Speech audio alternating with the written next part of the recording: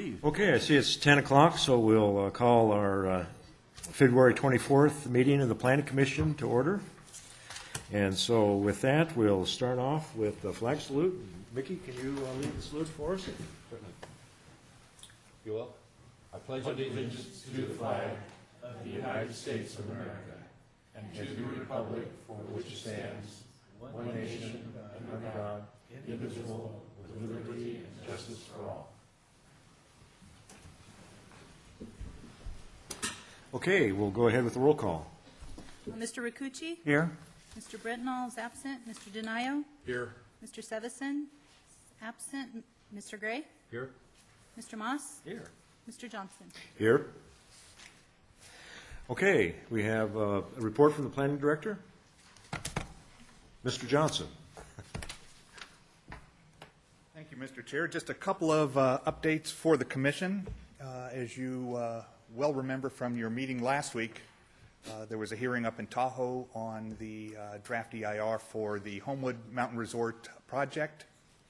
And from a staff perspective, we just wanted to say thank you and please accept our gratitude for your making the effort to go up there. And in recognition of your effort, staff has put together a little something. Mr. Denayo, in your absence, I'm sorry, you will not be receiving one of these certificates that acknowledges your ability to courageously survive the February 17th blizzard.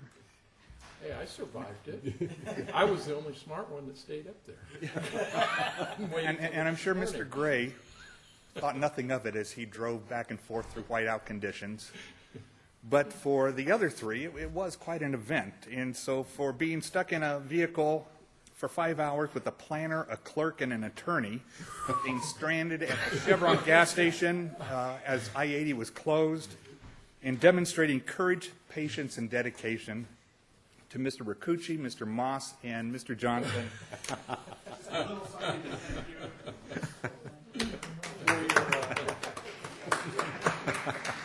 Thank you. And through all of that, we did hear that there was one issue. Apparently, Mr. Moss's cell phone was a little too small, and as he was shoveling snow, apparently he may have misplaced his cell phone. And so we do have larger phones available for you so that next time when you drop it, you will know that you have dropped your phone. As a reminder, at yesterday's TRPA board meeting, they also took comments on the Homewood project. And at that meeting, the TRPA governing board did take action to extend the public review comment for 30 days. And so the public review comment will now go through April 21st. Your March 10th meeting will be canceled. There will be a meeting on March 24th. At that meeting, you'll be considering amendments to the Forest Hill Community Plan. That is an outcome of the settlement agreement that was reached. And there will also be an appeal of a zoning administrator approval of a minor use permit for the Tahoe Paddle and Oar facility up in the Kings Beach area. At this time, I'd like to turn the presentation over to Mr. Finley, who will update you on the Bohemia retail litigation. Yes, thank you, Michael. And just for the record, I'd like to note that the ordeal at Tahoe, being with an attorney, was because it was a different county council and not this county council that caused the ordeal. Had I been in the car, I'm sure we would have had a jolly good time for 5 hours. But I did want to, on a more serious note, update you on the Apace lawsuit. That's the lawsuit that was filed by a group challenging the Board of Supervisors' decision to approve the Bohemia Retail Project, which this board approved. A lawsuit was filed, as you know. The petitioners filed the lawsuit a day late, so they did not meet the statute of limitations. The real party and the county moved the court to dismiss the lawsuit because of the late filing, based upon a failure to comply with statute of limitations. The Apace group opposed that and also requested that the court grant them relief on the theory that it was an excusable mistake to file the lawsuit late. The excuse was that the service which the petitioners had retained had miscommunicated the closure of the court, and therefore the papers weren't filed on time. Last week, the court heard the arguments. The court granted the motion to dismiss and denied the motion for relief, finding that the circumstances didn't constitute excusable neglect, and the court had no power in the case of a failure to meet a statute of limitations. So the takeaway from that is the lawsuit at this point is final, and the project will proceed. The challenge cannot proceed, and it would be up to the petitioners whether they choose to appeal that. And we'll keep you informed, but the long and the short of it is they didn't get the lawsuit to court on time, and the judge said in that instance you can't proceed. So that's the update on that. Okay, any questions from anybody? Okay, thank you. Let me see, with that, we do have an opportunity for anybody in the public that would like to make comment at this time on anything that's not on the agenda. So if you have something you want to make public comment on, step forward. Okay, seeing none, we'll go ahead and jump into our 1005 item, which is an ordinance that's being proposed to allow temporary signs, prohibited signs. Thank you. Hi, good morning. Leah Rosasco with the Planning Department. Let me just get this moving forward. Okay, as was stated, the item before you is a request to temporarily allow certain signs that are currently prohibited by the zoning ordinance. Additionally, this item before you would suspend the timeframes for temporary sales events, banners, and window signs. So currently the sales events banner are allowed for 45 days and the window signs are allowed for 60 days. So this ordinance would suspend those timeframes for a period of 1 year. Let me move through this and I'll explain this a little more. Right now the zoning ordinance does prohibit 12 different signs, and what we're proposing with this ordinance is that 4 of those signs be allowed, as I said, for a period of 1 year.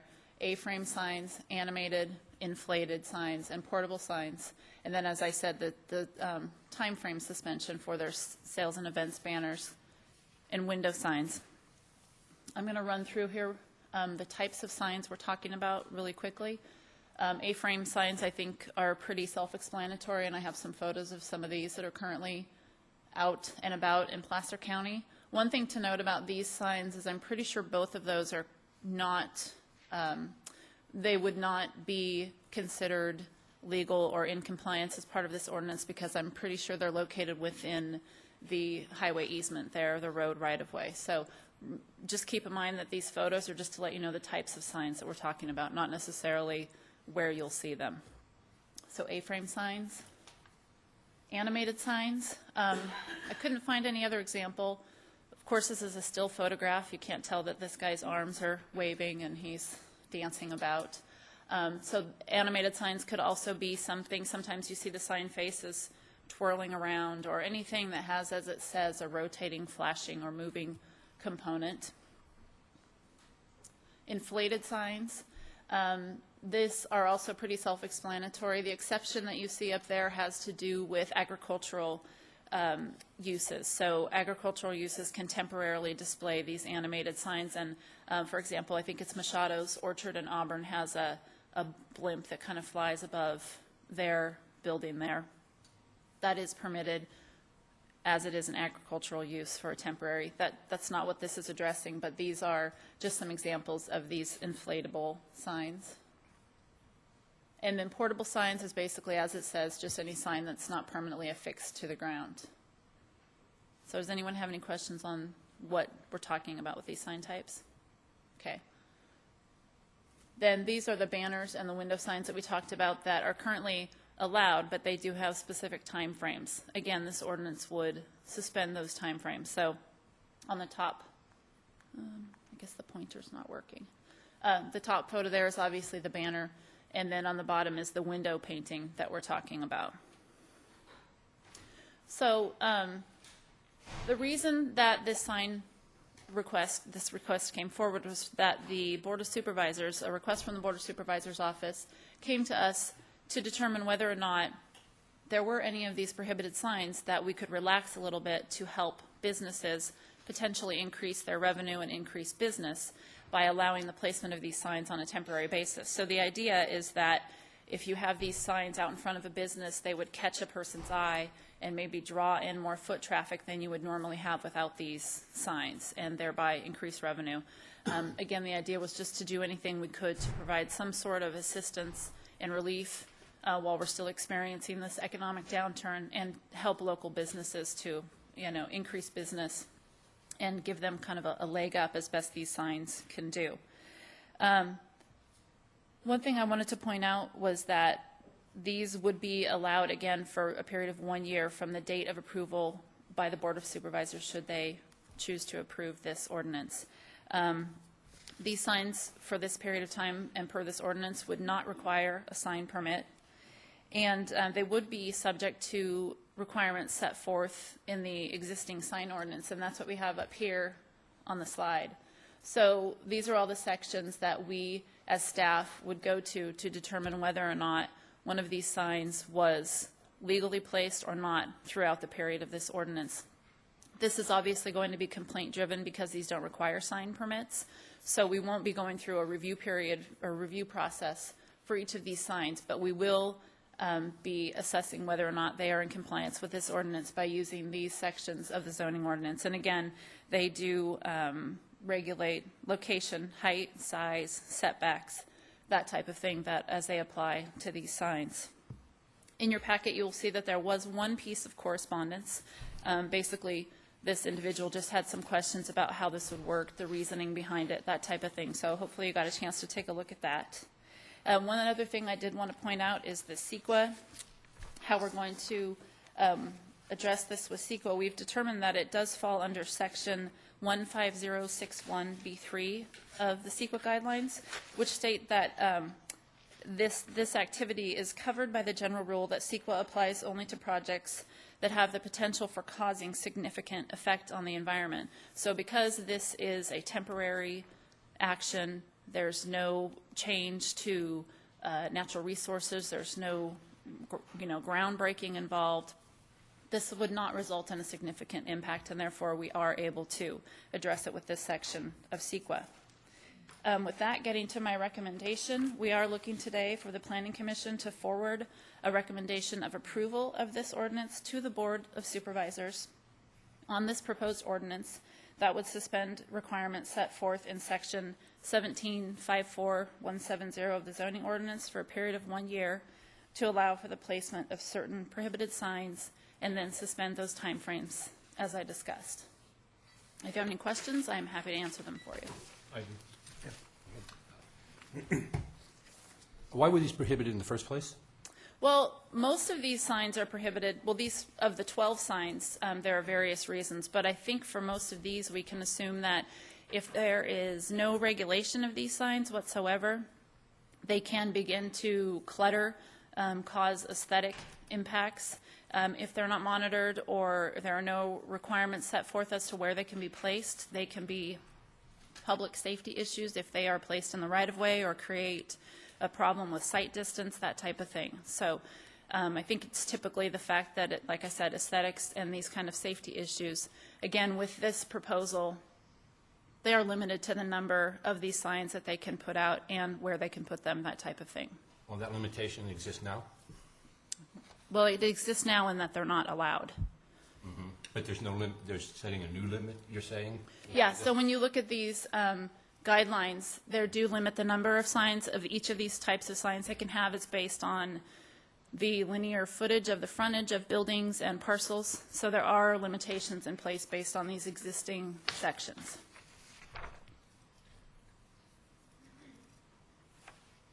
Question.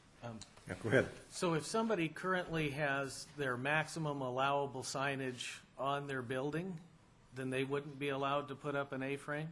No, they would. Are you talking about building and wall signs? Well, I see that we're dealing with sign area, and to my knowledge that where that is defined is what's attached to the building or what's already in the windows. Right. So these sections, we are, rather than going through the ordinance and drafting a whole new set of requirements and guidelines for these 4 signs for a period of 1 year. We are going to use the existing guidelines in the sign ordinance to apply to these types of signs. So if somebody has a wall sign and they want to put up an A-frame sign, then they would be able to do that provided it wasn't, 150 square feet, and they'd have to meet the size requirements that are set forth here based on their frontage. So they could have multiple signs. They could have a wall sign. So again, though, if you have 20 feet of frontage and you can use, I forget what it is, 75% of that or what, anyway, if you've already maximized your allowable signage on the building, then you wouldn't be entitled to then put No, up you an would. A-frame? These are separate. These are for each type of sign. But So the if you current already have- ordinance has no allowable area for A-frame signage. Right, you would use these criteria to establish the allowable area.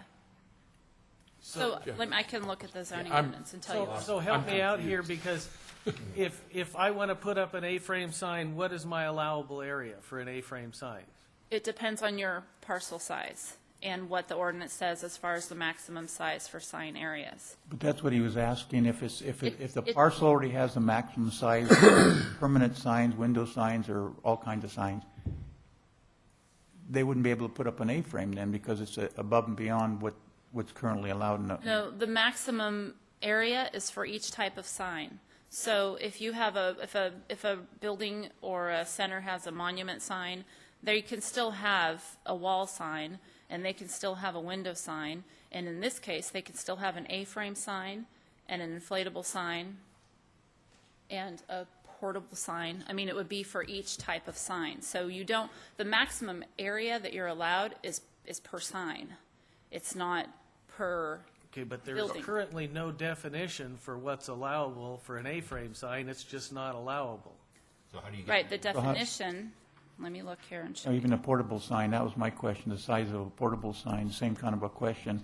If it's not allowed in the ordinance, without going through every page of the ordinance, how do you establish how big of an area you can have on a Just for portable what? or an A-frame sign if there's no No, criteria that's not what we already? do. We would, let me get to these areas. We would use this requirement, this calculation that we use for signs, we would simply apply it to A-frames. We would apply it to portable signs. So, So you're saying one ordinance covers all the different kinds of signs and sizes? I'm saying that the existing ordinance is what we would use to determine what's allowable for these signs. But the existing ordinance doesn't cover a prohibited sign. But it will if it's approved, because that's what the ordinance is calling for. Leah, is it, if somebody came in and they built a building and the maximum signage they can have on walls, monuments, and everything is 200 square feet, that's all they can have on their wall and monument, but with this ordinance, is what you're saying is that if they have a 25 square foot A-frame sign, that it's allowed.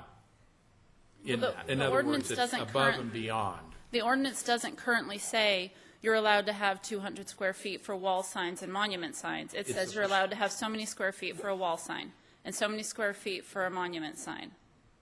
And then this goes beyond that. Right. Yeah. Okay, because I think that's where, at least So let me confusion find- for me, because I guess I've always if dealt I could with just a give an certain example. square- Right now, the zoning ordinance for wall signs allows for, it's based on the tenant space. So if you have 30 feet of tenant space, it's a one-to-one calculation.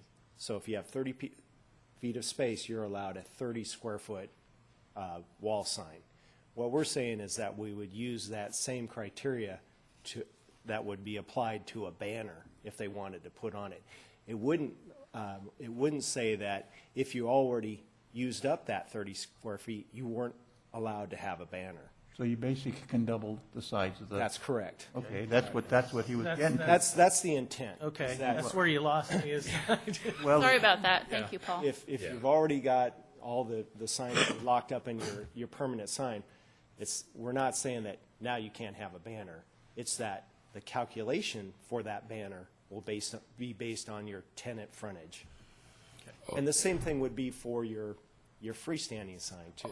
Okay, on the freestanding, though, one of my question is like how many? Because when you say 30 square feet, if somebody made 3 little signs and spread them out every 10 feet, across their Well, right- frontage, is it Right like now, one sign for a certain amount of that's a good question. frontage and Yeah. stuff? 'Cause But that's Right actually, now- there are separate standards for freestanding Yeah, signs. right So now, you- freestanding signs are based on a 2-to-1 calculation. So you can have basically, up to a certain area of parcel, you can have one freestanding sign on your property, and it's based on your lineal frontage on a road, and that's a 2-to-1. So for every 2 feet of frontage on a road, you can have 1 square foot of freestanding sign, up to, I think, a maximum of 100 square feet. So Ken's got a good point, is how are we going to calculate, how many freestanding signs can you have? Is it just one based on that frontage requirement? Because you could have potentially a really big freestanding sign if it's the 2-to-1.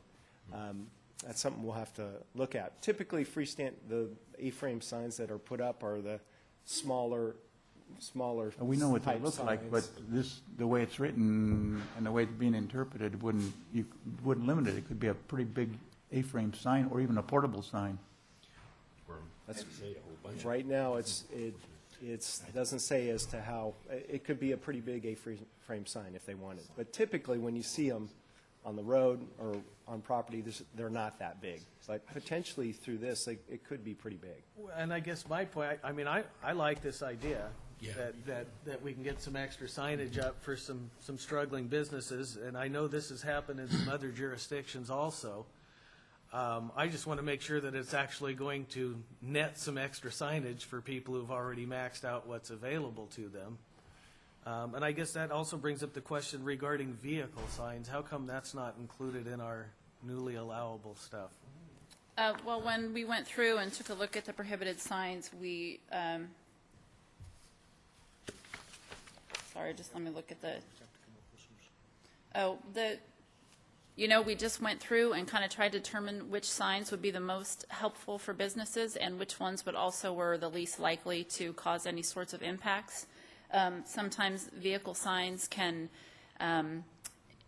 end up looking a little bit more cluttered on the site than even some of these other signs. It wasn't something that staff felt was that we should incorporate into this, but we're obviously here to take recommendations. So, I have a question.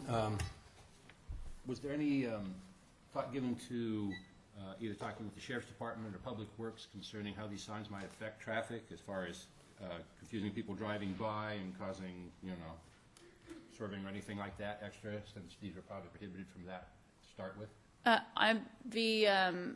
the Department of Public Works and Engineering and Surveying did review the application and did provide some additional language for the staff report and the conditions to ensure that the signs would not be able to be placed in the site distance or in the easement. In terms of the Sheriff's Department, no, I don't believe we spoke with them about how this would impact. So you're saying people, presumably slamming on the brakes to turn in and get a sandwich or something like that? Possibly. How about code enforcement, if not parking, for making sure that these people don't put it in the county right away that causes these kind of problems? Well, these types of things will be complaint driven. So if there are complaints, they will go through the code enforcement department. I will say that the majority of the concerns that I heard regarding this did come from staff. And it was Department of Public Works. So like I said, we incorporated their concerns. And code enforcement, again, it is complaint driven. I don't believe that they go out currently, though I'm not sure. Maybe Rebecca can help me with this. And police, whether or not there are these existing A-frames in the right-of-way. I saw quite a few. So I'm not sure how that works now. But yes, there were concerns. I can chime in a little bit. Rebecca Tabor with Engineering and Surveying. And I spoke with the Department of Public Works about this. And it is complaint-driven, as Leah says. And if there are A-frame signs in the right-of-way, that would usually not be code enforcement. That'd be more Department of Public Works. But they don't drive around and police these. These happen today. There's A-frames out there. There's other portable signs. And only if there's a sign that is blocking sight distance and it's obviously in the right-of-way, and if it's a safety concern, then DPW would stop and typically lay down the sign. talk to the property owner or give them a call and let them know that it's causing a problem and it needs to be set back 5 feet from the property line and out of the right-of-way. So they may lay down the sign, and otherwise, they may get calls from the public about signs that are causing maybe a sight distance issue, and then same thing, they may just contact the property owner, business owner, ask them to move them. So really, it's just a complaint-driven process, or if they notice it in the field, they'll try to fix the situation. Any other questions? Okay, thank you. Well, go ahead. I still have the one on the clutter issue, you know, how many signs on a parcel, if it's a distance, you know, in front of a business, how many signs they can have, and then the size of A-frame signs, and then reading through it, everything else seems to be, you know, I don't see a problem with. So it sounds like you would be happy to see a little more specific language regarding the requirements for size for each specific type of sign. Yeah, so you don't end up with somebody with 100 feet of frontage that puts in a 100 square foot sign. Solid point. Yeah. Or 20 little signs every 15 feet where it's cluttered. Anything else? Okay. Well, thank you. Sure. We'll come back. We'll come back to you. Okay. You see, now I want to open it up to public comment. Anybody wishing to speak on signs? Please identify yourself. Good morning. My name is Mike Giles. I'm with Neighborhood Rescue Group.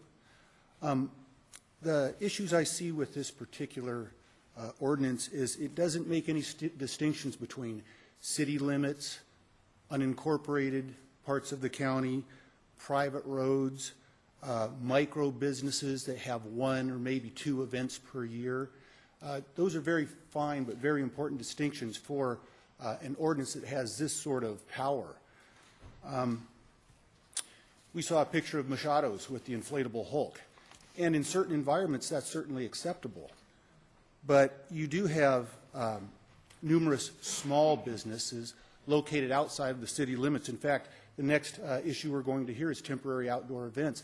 Now, some of these micro businesses are going to be located on private roads, on 5, 10 acres. They would have the capability of putting up a banner that may run into the 10s, 20s, 30s, 40 feet.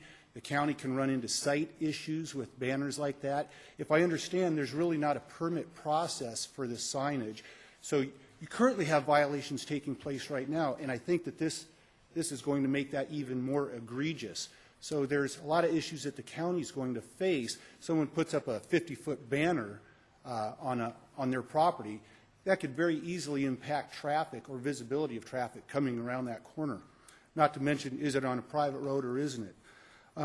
I would recommend if someone has 1, maybe 2 events per year, should they be able to put up an inflatable Hulk that sits out there for a year?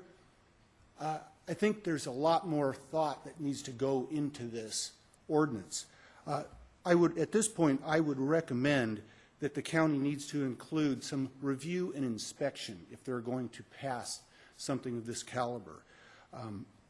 I think that the city limit should be incorporated into that versus unincorporated parts of the county. A business license should be a mandatory requirement.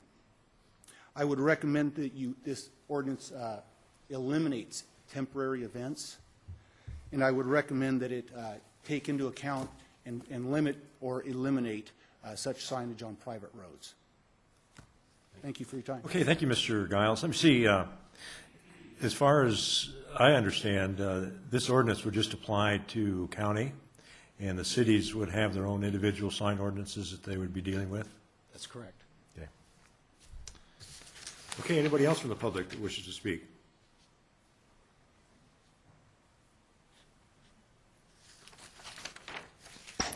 Christine Turner. I live here in Auburn.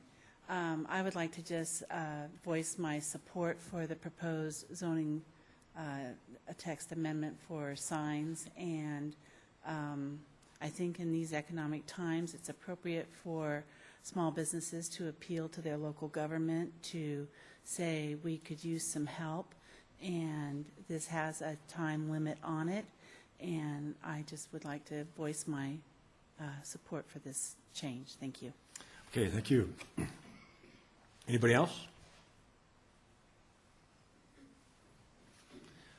Okay, not seeing anybody jump up at this time. We'll go ahead and close the public part of this and bring it back to the commission for discussion or whatever the commission's pleasure is. Well, okay, I'd like to just voice my opinion on this. I believe the sign ordinances were put in place for a particular reason, and a lot of them have been mentioned today. Clutter, environmental issues, what a city or a county looks like. I think we open it up too much, it'll be a detriment to business, not an increase.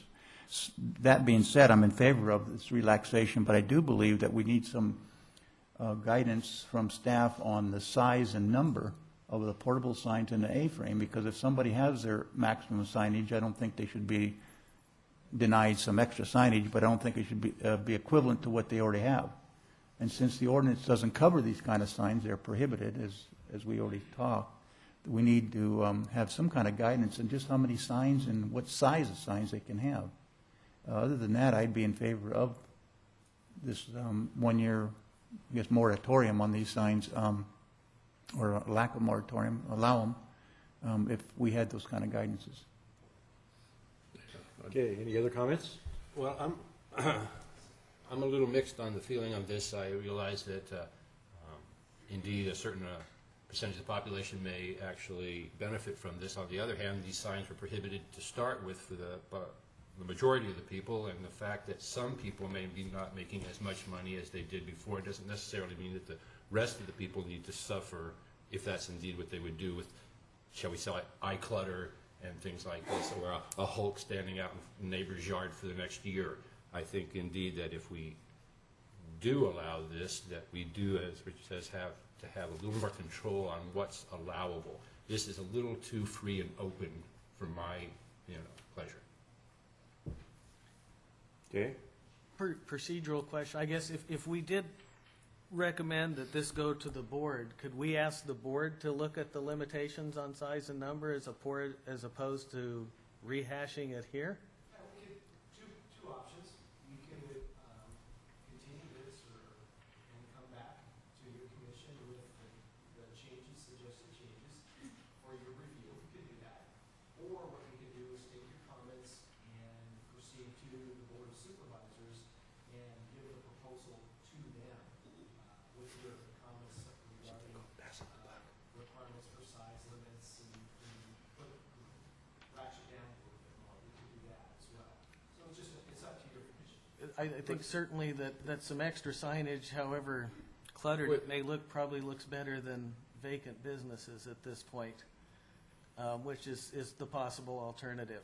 And I think that while they're out there trying to do everything they can to get every dollar they can, that they should be encouraged to do so as opposed to prevented from doing so. So that my preference would be that we try to pass this on to the board as soon as possible with the recommendation that they maybe look into putting in some restrictions as to numbers and such. Well, passing the buck is easy. I'm just thinking time-wise is all.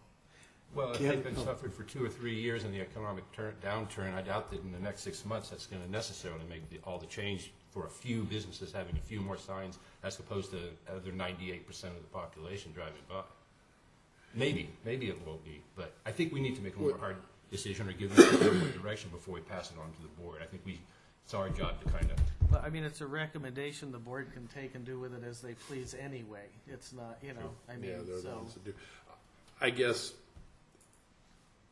I tend to agree, except I do have faith in staff that, the recommendations that we're asking for, that they would incorporate when they pass it on to the board. And So they would be making changes before it goes to the board? So we would recommend this as it is, and then they would have to change it before it goes to the board? How does that work? I don't think we would be able to provide the wording today, Right.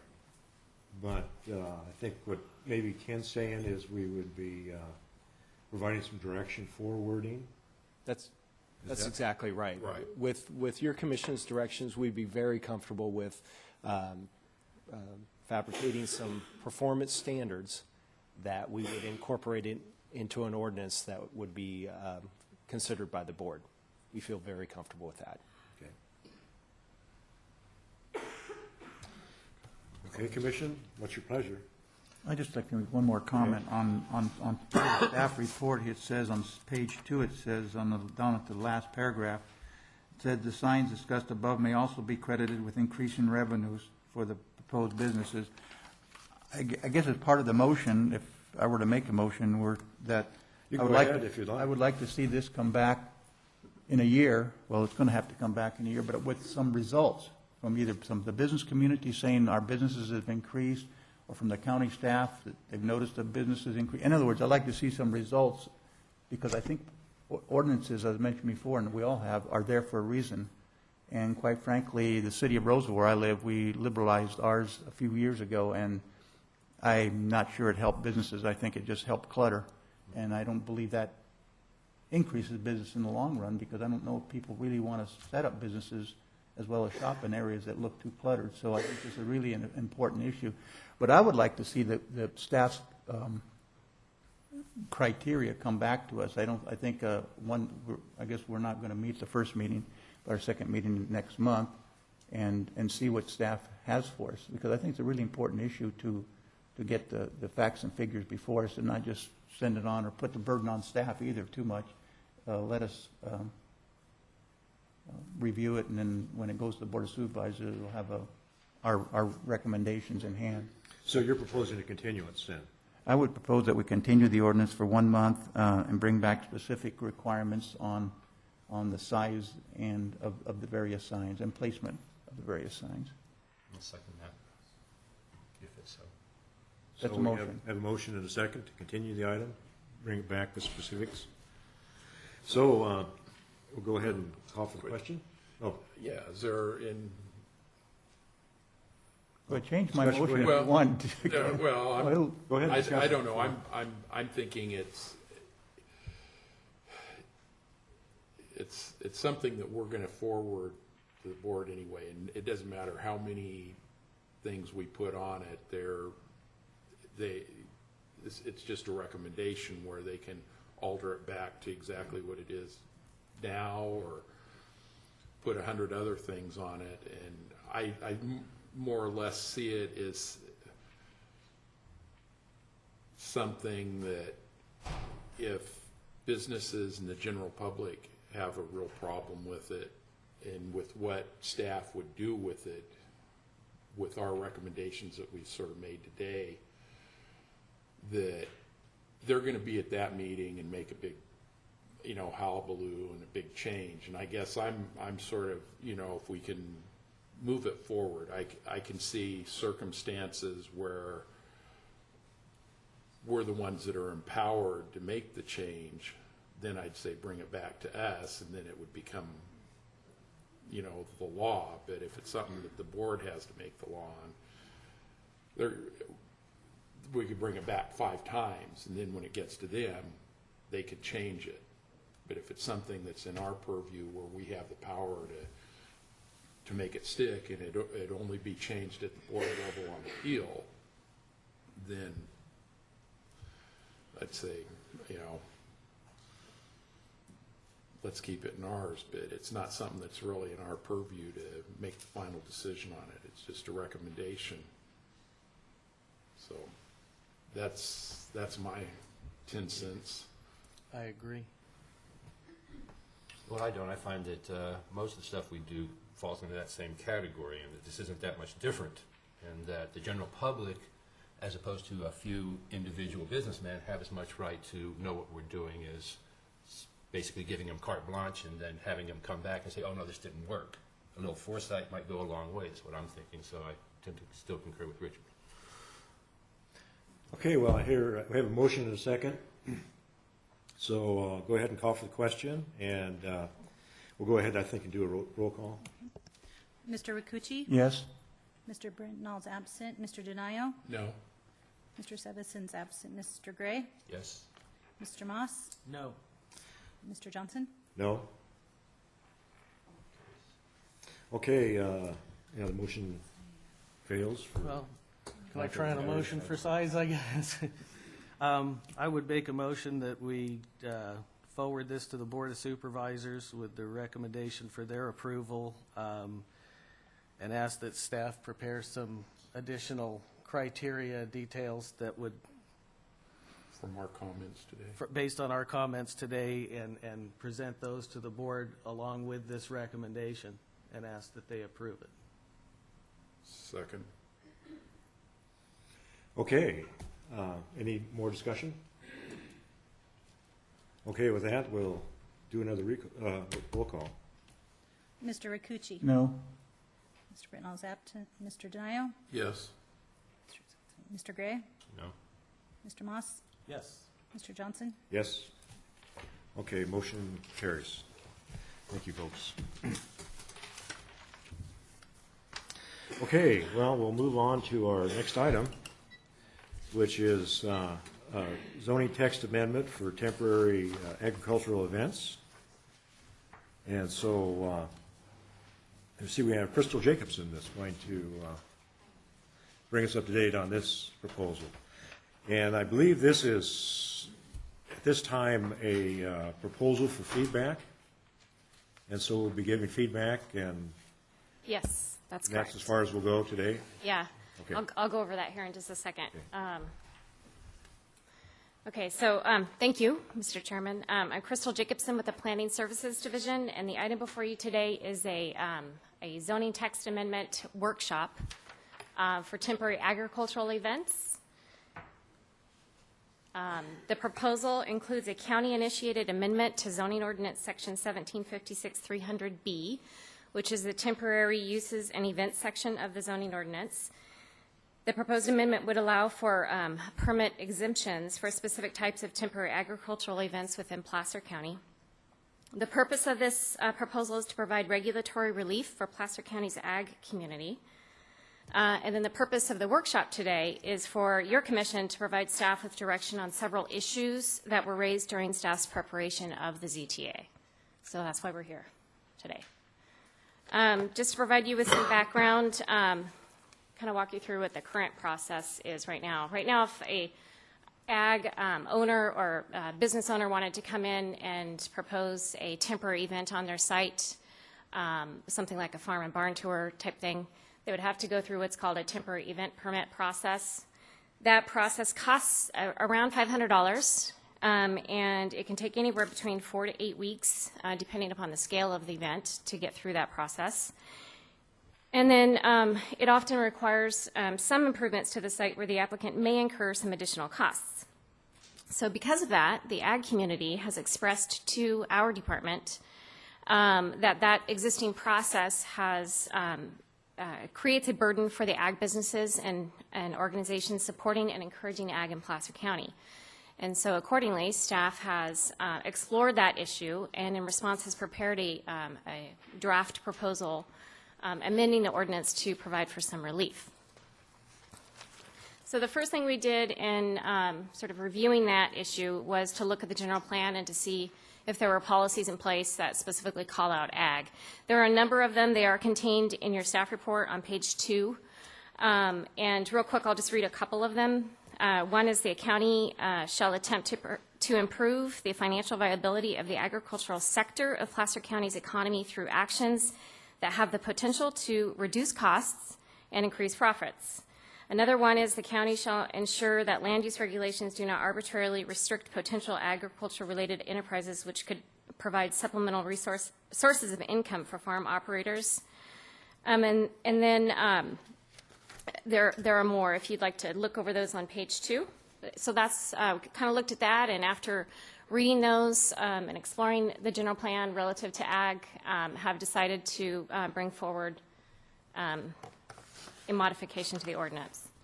So to go over the amendment, the proposed amendment, the first thing that we did was to define a temporary ag event. It wasn't otherwise defined in the ordinance, so we did create a definition, and I'll read that real quick.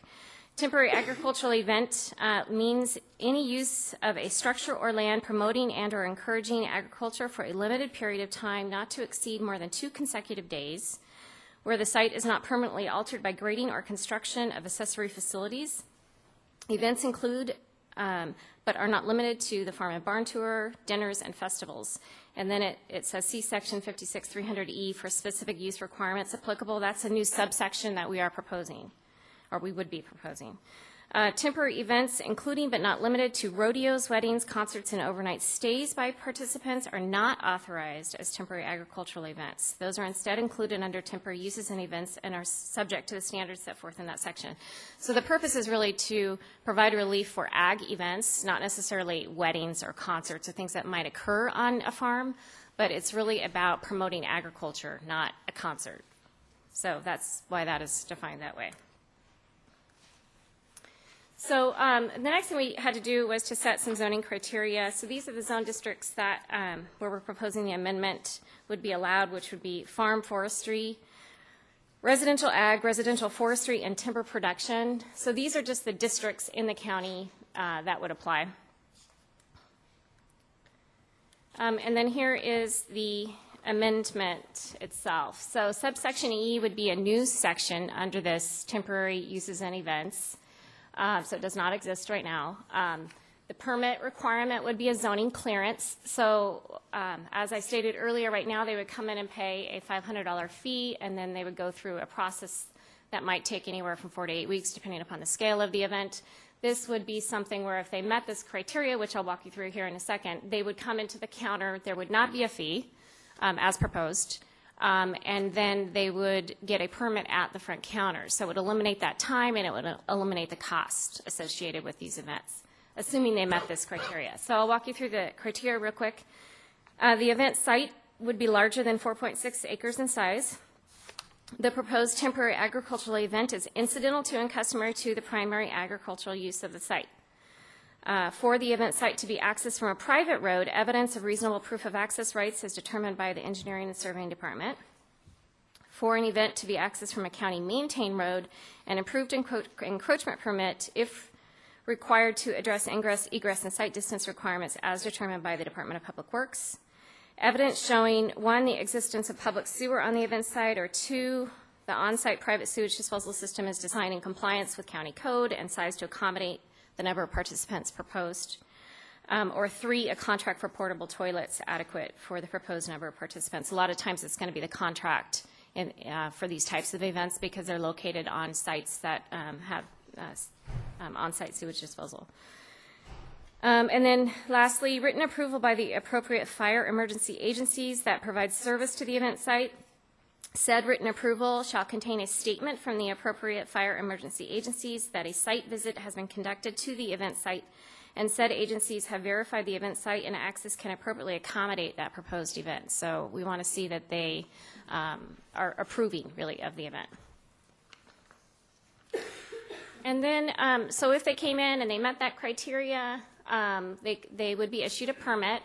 And then on that permit, there would be a number of conditions of approval that would be listed on the permit when they walk out with that. So I'll walk you through those here. The maximum number of event participants, including event staff, caterers, vendors, etc., shall not exceed 100 persons on the site at any one time. Each event shall not exceed more than 2 consecutive days. All parking shall be contained on the event site, and no parked vehicles may encroach into the county-maintained roads, any driveway, or any private road or private road encroachment that connects with a county-maintained road. Temporary off-street overflow parking is not permitted during the wet weather season, October 15th through May 1st. Notice of the event shall be given in writing to all property owners which utilize a common private road at least 15 days prior to the date of the event. The said notice shall include a statement that there may be delays in access or circulation on the private road due to the event participants arriving or leaving from the event. F is the event and event site shall conform to the accessibility standards set forth in the California Building Code. The applicant is responsible for having event staff monitor enforcement of conditions such as no off-site parking and ensuring unobstructed access to the event site. The proposed event is subject to the standards set forth in the Placer County Noise Ordinance. Solid waste shall be stored in a manner that prevents the propagation, harborage, or attraction of flies, rodents. These are environmental health conditions here. If the event site is served by well water and there are more than 25 folks on the site, the employees and guests shall be provided with bottled water. And then food service, including hand washing for food service workers, shall be subject to the requirements of the California Retail Food Code.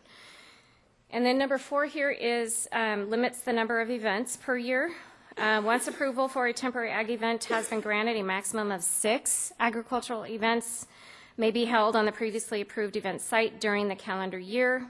A temporary agricultural event allowed under this section shall not be counted towards the 6 promotional events allowed with the approval of an administrative review permit for wineries. So what this is saying is that the wineries are not excluded from this. They would benefit from, if approved, they would benefit from this proposal. And then 5, subsequent year approval. Once approval has been granted for a temporary ag event on a site, the applicant proposes to hold the same event in a subsequent year on the same event site, and the applicant certifies that none of the circumstances have changed.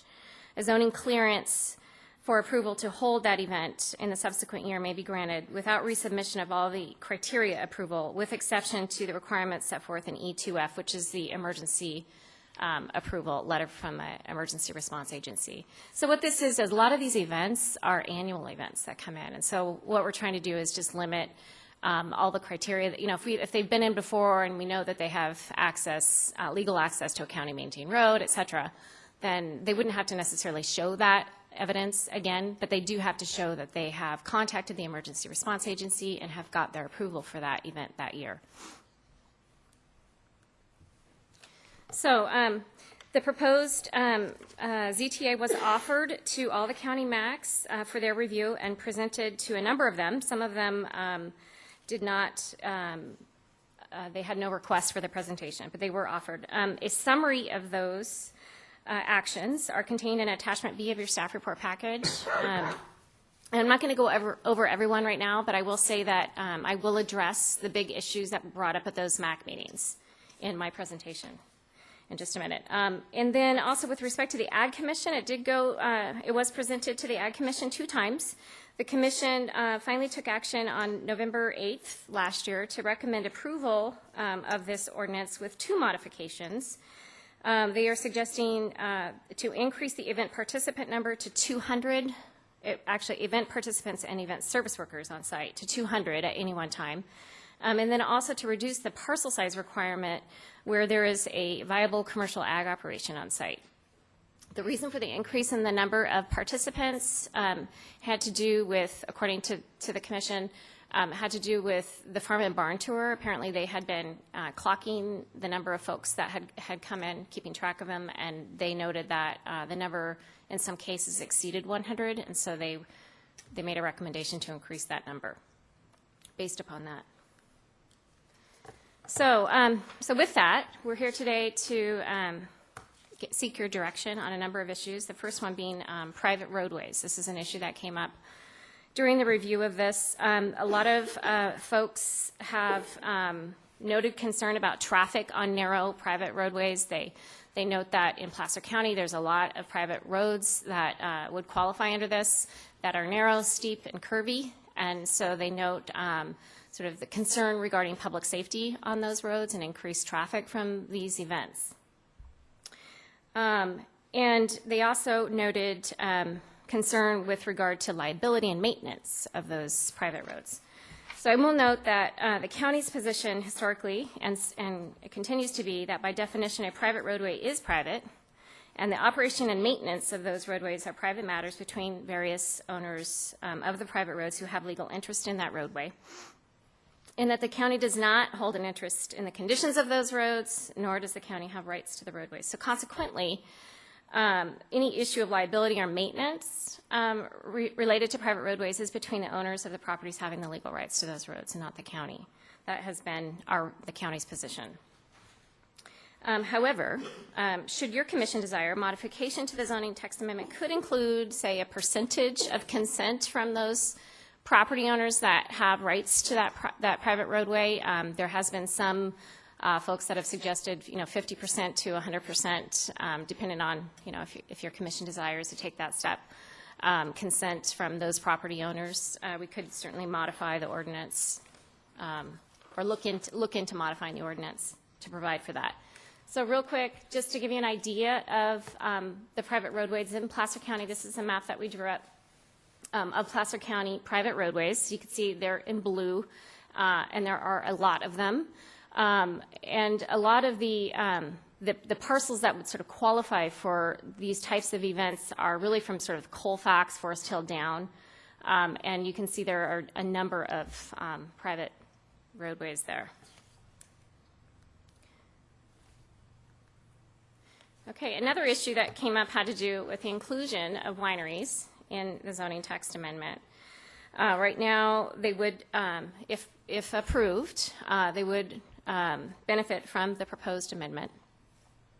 Currently, wineries are allowed up to 6 promotional events with the approval of an administrative review permit. That's based upon the winery ordinance, and then up to 2 temporary events for anything larger than what would be considered a promotional event. During the review of this, concern was raised regarding the fact that the winery ordinance was just recently approved. That was 2008 by the Board of Supervisors. Therefore, a lot of folks stated that the issues related to allowing events on a winery site have already been thoroughly vetted and policy set by the Board of Supervisors. So some folks questioned why the county would want to revisit those issues. Concern was also raised regarding providing an exemption for wineries on these types of events where on-site sale and consumption of alcohol occurs and the potential public safety issues associated with event participants potentially drinking and driving along these roads. And I will note that the county maintains that it's our position that any issues related to drinking and driving are not land use issues, but rather are dealt with under the California Vehicle Code. So that has been our position, and we maintain that position. But relative to this issue, should your commission desire, the zoning text amendment could be modified to exclude wineries from this and just to have wineries continue forward on the existing ordinance, which was approved in 2008. So that's another issue for discussion today. A couple more that came up during the review. One had to do with allowing only sites that grow and sell products grown in Placer County. So it was brought to our attention that there are some ag operations in Placer County that buy ag products from outside of Placer County and then actually process and sell them here in the county. And an example given had to do with wineries. Therefore, some citizens expressed a desire to just promote Placer County ag only and to limit that sort of processing of products that are grown outside of Placer County. While staff appreciates that concern and issue, the purpose of this proposed ETA was to provide regulatory relief for all ag business and operations in the county, both ag grown and processed. So it was really to just provide relief to the ag sector in general. It is also staff's opinion that requiring only ag products grown in Placer County would be difficult to enforce.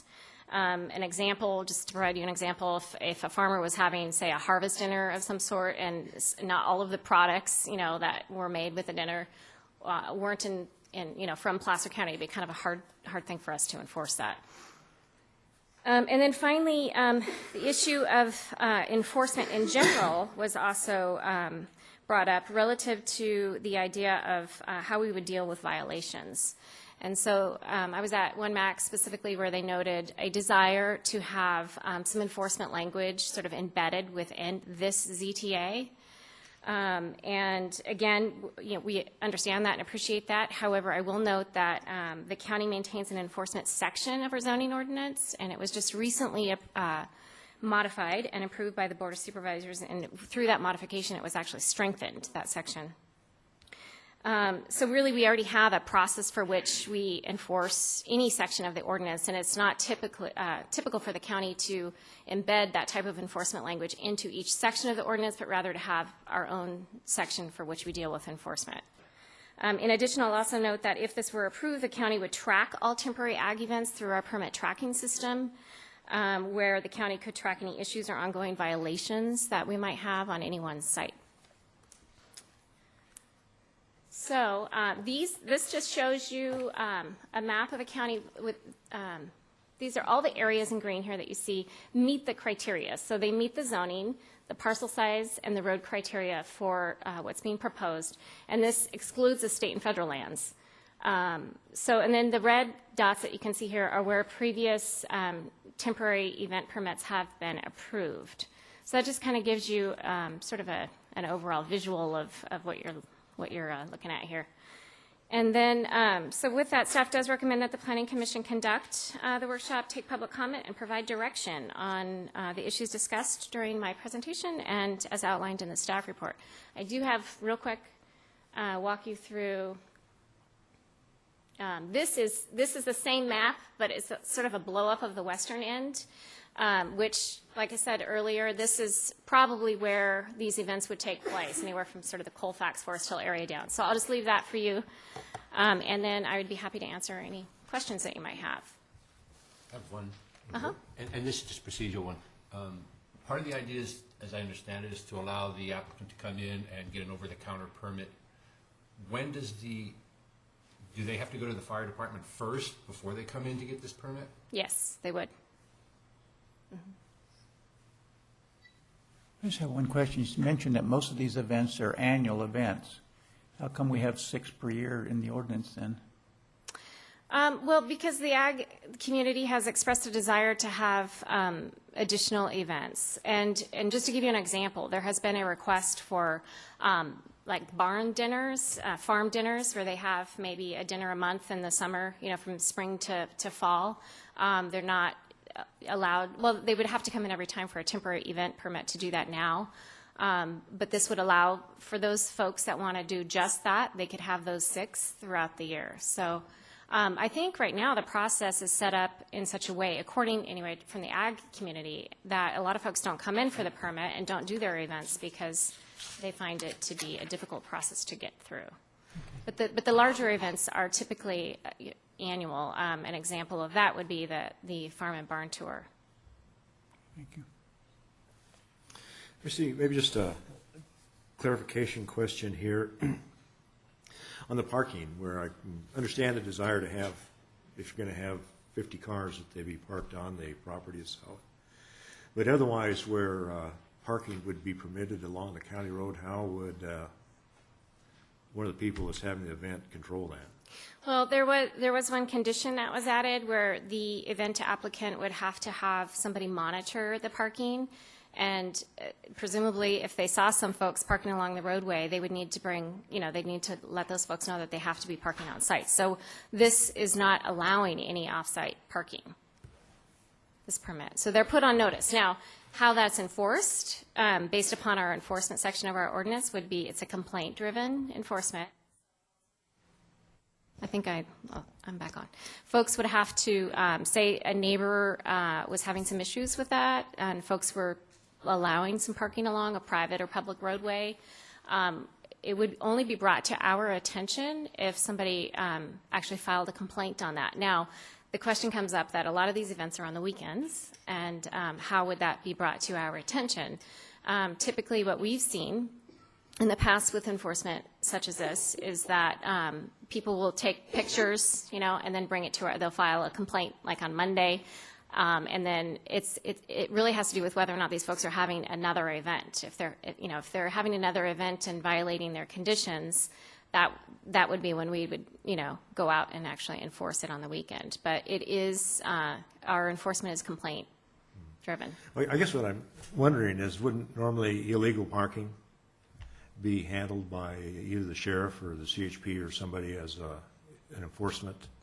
And if, you know, the road out in front of a place allows for parking legally, then the property owner wouldn't be able really to get somebody to move because the person would be legally parking alongside the road. So I just wonder if that's a bit of confusion in this proposed ordinance. That's a really good point. I don't I'm not sure how that itself would be dealt with. I think a lot of these roads are on a lot of farm, even the public ones are along farm roads where there isn't parking. Either it's not set up that way, the width of the road. But that is a good question. Typically, the sheriff or CHP would handle the parking enforcement. A lot of times it is by complaint, like if a neighbor complained and called the sheriff would come out. I'm thinking that Rebecca Tabor might be able to answer that a little better than me, so I can chime in. Rebecca Tabor, Engineering and Surveying. There are roads that where public parking is prohibited, and that's in the code. So those would be enforced by the sheriff's department. But there are a large number of public roads where there is no restriction. But as Crystal said, if the road is not wide enough, it's a safety issue. And I think the intent here is that by writing this ZTA, that the sites are on notice that they should each accommodate their visitors and guests on site. And they have, 4.6 acres is the minimum parcel size. And the idea here is that they would be able to have on-site parking and not cause a problem off-site. And that's where we're going with it. Okay. I can understand that. I can just see where a conflict would come up, because if a person wants to be obnoxious and has a right to park alongside the road, they're going to do it anyway, and the permittee here is not going to be able to enforce that. Anything else? You basically said that if somebody has one of these events and then wants to have one the following year, they would be subject to even a more streamlined approval process, just the emergency responders approval letter? Or? Yeah, they would still have the same conditions. They'd have to come in for a permit. But for example, one of the,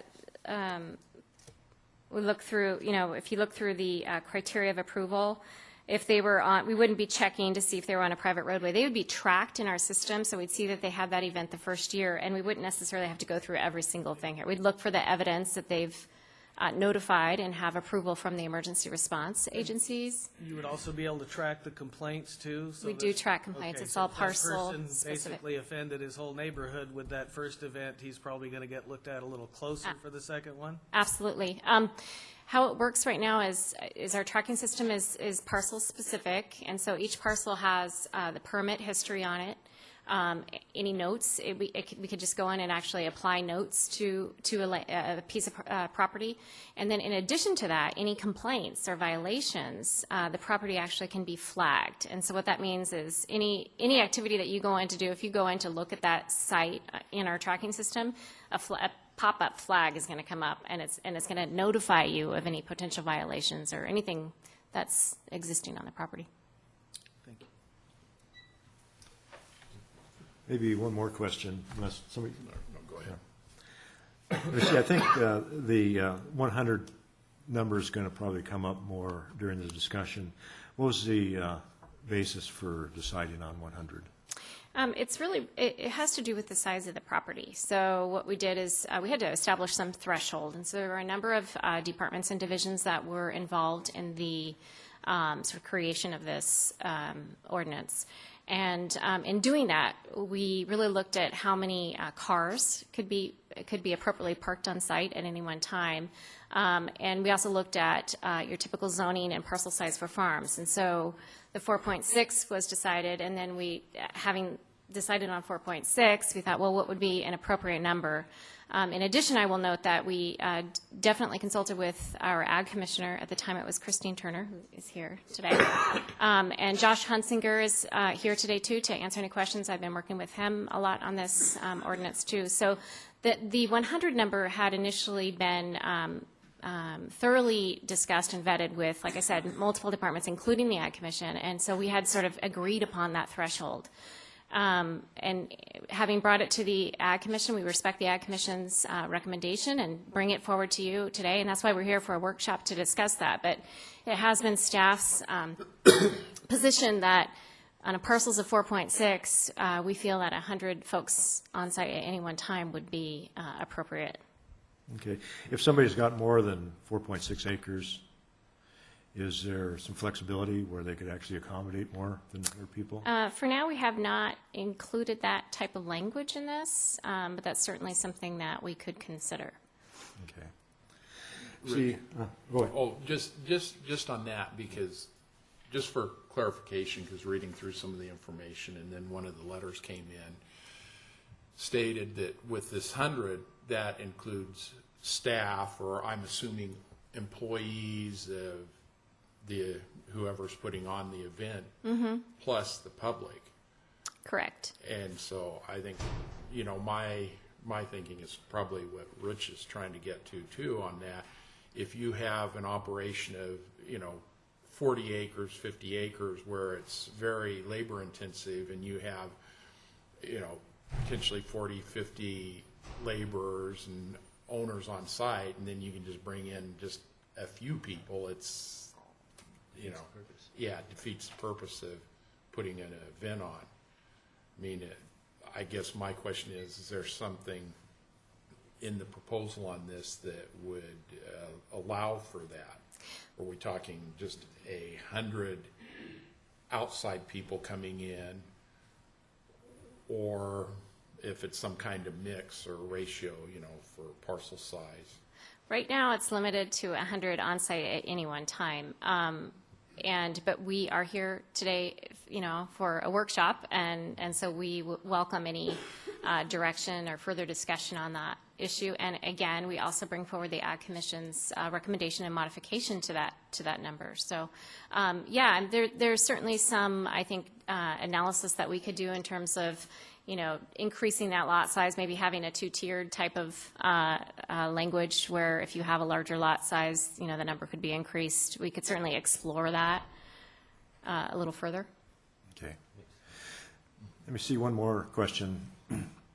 With regards to, I guess we'll hear more about the winery and how it might fit in with this, either separate ordinance as it exists now or else be incorporated in this. But if you haven't, let's say the wineries are going to go with their regular ordinance, and so there's an event, an ag event that's happening on property, and typically there'll be other vendors that come to those events.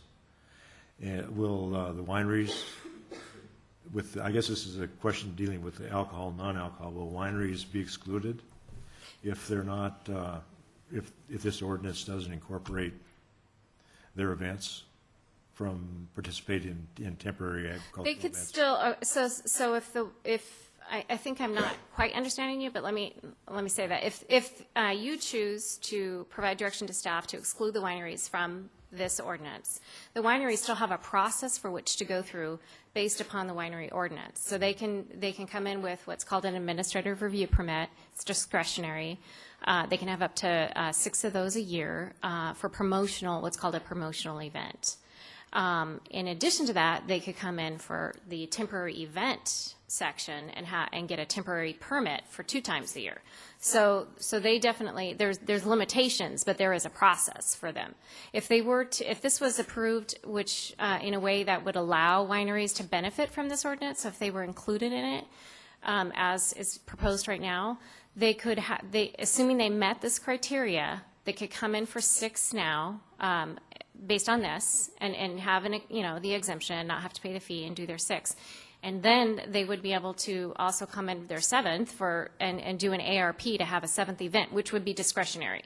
So this is sort of unrelated to that. They could go through this process and have 6 potentially through this process and be exempt from paying the fee and exempt from a discretionary review, and then come in, say, for their 7th if they wanted to, and go through the ARP process. Okay. Now, just to carry it a little bit further, what if they get invited to participate in some other ag event that is covered by this ordinance that, you know, is not directly winery related? Would they be able to do that? And the Farm and Barn Tour is a good example of that, yeah, where they've been included. I think if you were to direct staff to exclude them from this, I think what we would have to do is look at some language that may prohibit us excluding them from, say, the farm and barn tour. I'm not sure how we would deal with that, but certainly we would need to explore some language in that, because we certainly wouldn't want to limit them from the farm and barn tour, for example. Crystal? Yes. I know it all comes back to the alcohol and consumption. On any other event, event coordinator could go out and purchase temporary liquor license to serve alcohol, and actually it's more unlimited or for consumption than it would be on a winery, if my understanding how the wineries with tasting rooms and stuff work, because they are very highly regulated on that. And so I don't know if if you've looked in, I mean, if the only issue is serving alcohol, it doesn't matter what the event is. Right, it doesn't, They can serve it in any of these venues and any of these events. And Right. if that's the issue, I don't know if there's somebody in the audience that's from a winery that has tasting room and could maybe explain,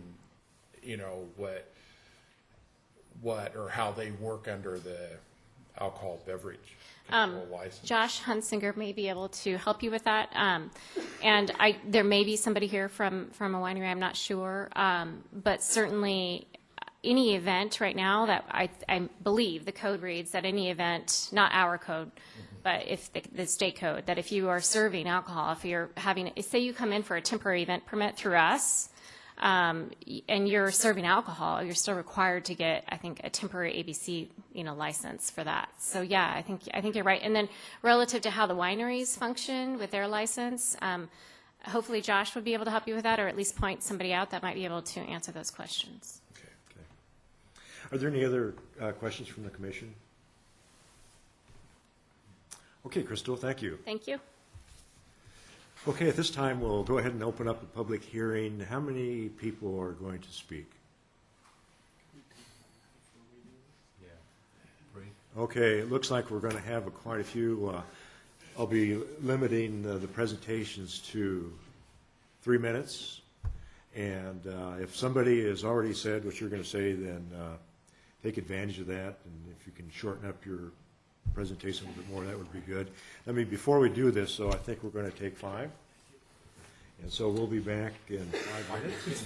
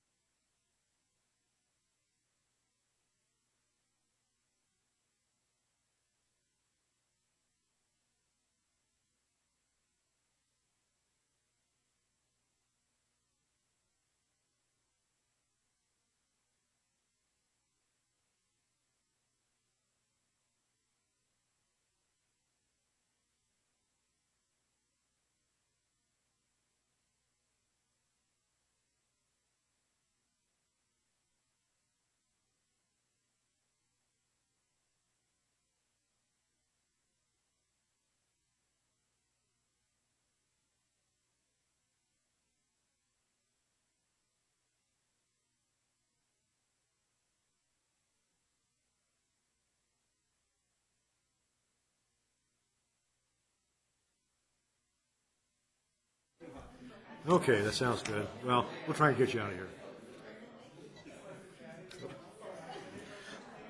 Okay, folks, let's start getting back together again.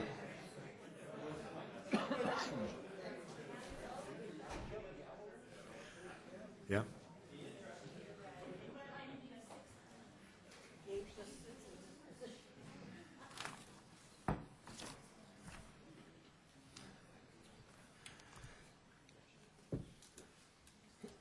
Okay, as I mentioned, we'll go ahead and have our public agenda now, public hearing.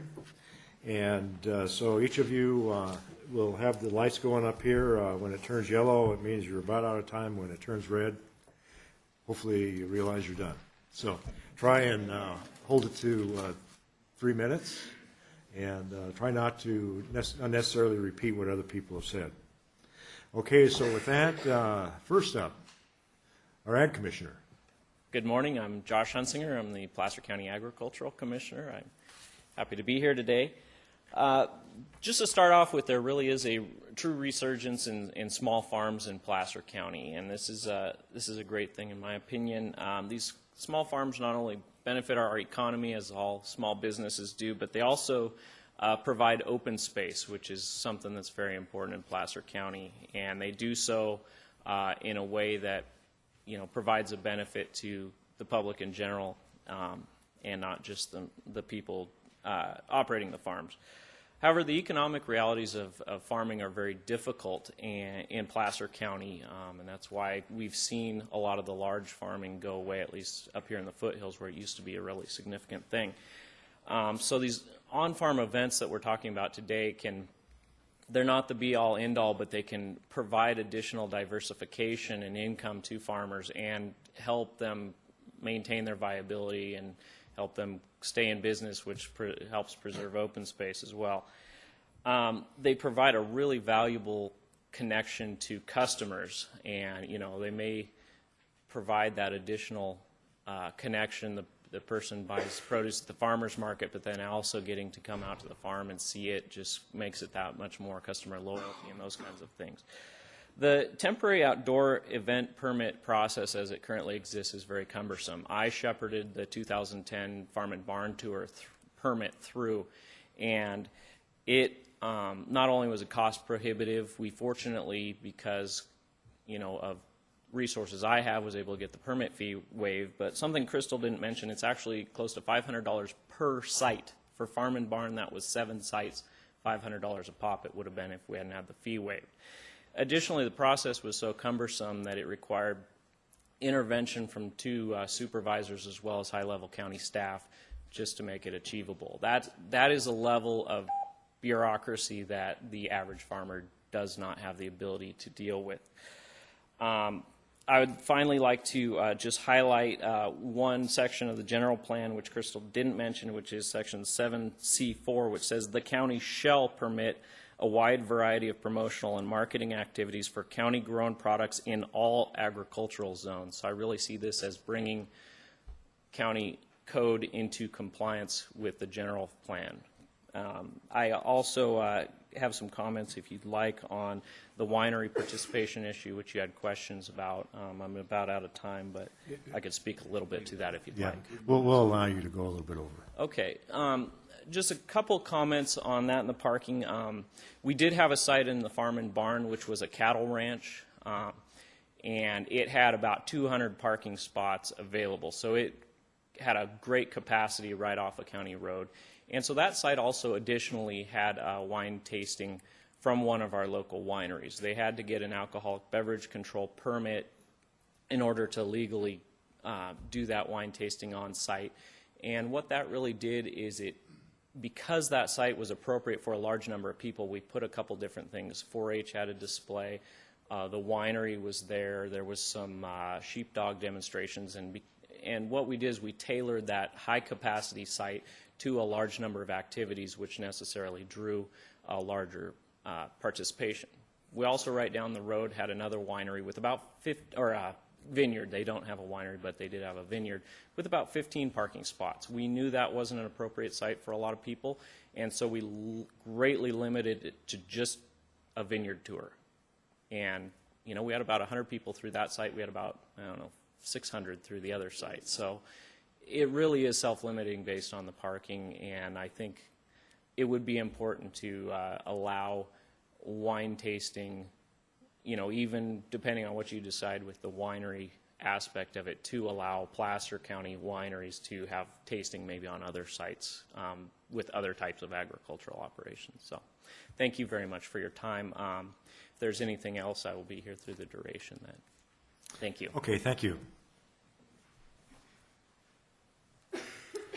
Do I need to reset this? Just identify yourself, and it's self-set. My name's Lori Lewis. I live on Wise Road. I think you received one of my letters concerning this. I live within 980 feet of a winery who is totally out of compliance with the wine ordinance from '07. I did file a complaint with the planning department regarding the noise complaint. I am still in that process, so the idea of enforcement through the zoning and through the code enforcement is lengthy and not very satisfactory. When I received this notice that that wineries would be included in this, I'm not against building farm and agriculture in Placer County. But the difference is that a mandarin farmer has a particular season, Christmas tree has a particular season, winery is year-round. For the last year, every Saturday and Sunday, I have heard amplified music coming from this winery from 2 p.m. to 5 p.m. I'm tired of it, and it's taken a year, and I still haven't been into court with this. So with Crystal saying that there's going to be this enforcement and there's going to be remedy, I'm not real hopeful about that because I've not seen any of that. So when I read the environmental impact report proposed by the planning, it said that there would not be any implications with the amount of people that are brought into the area. I don't have a lot of faith in wineries acting in good faith because this particular winery has not. They've not pulled any permits. They've not done anything that's outlined on the winery ordinance. So my foresight is this winery is going to be holding festivals, what is going to be outdoor concerts. They could hold summer concerts twice a month for 3 months, held for 2 consecutive days, bringing in 400 people per month on my county road, and that doesn't have an impact. My concern is that I'm going to be living next to a concert hall, and there's not going to be anything I can do because the ordinance is going to be passed, and when you do file a complaint, the departments do this.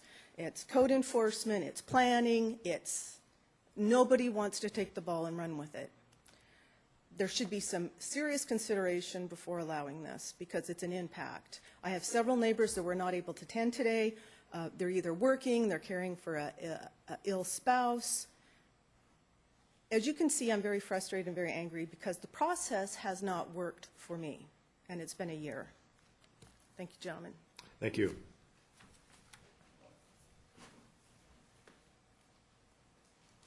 Good morning, Rosemary Freeborn, Humane Society of the Sierra Foothills. I'm going to change it up a little bit. May I approach and give these? Thank you.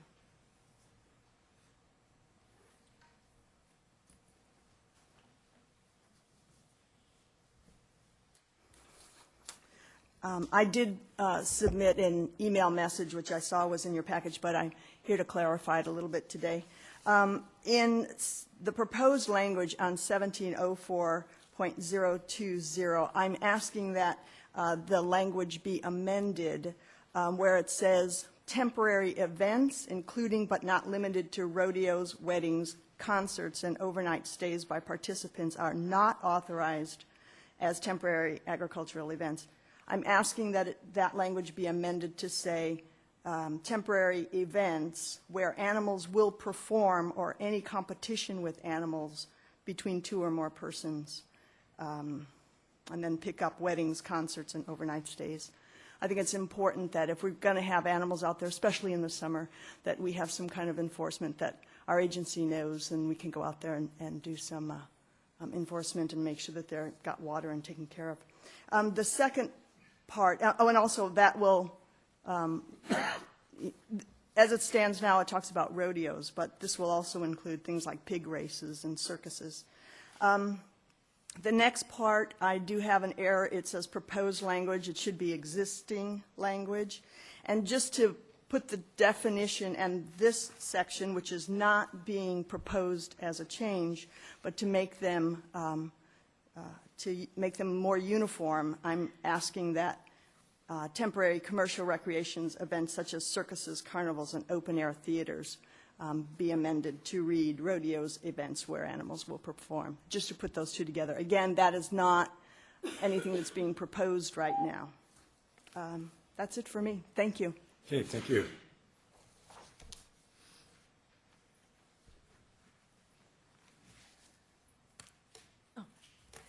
Excuse me.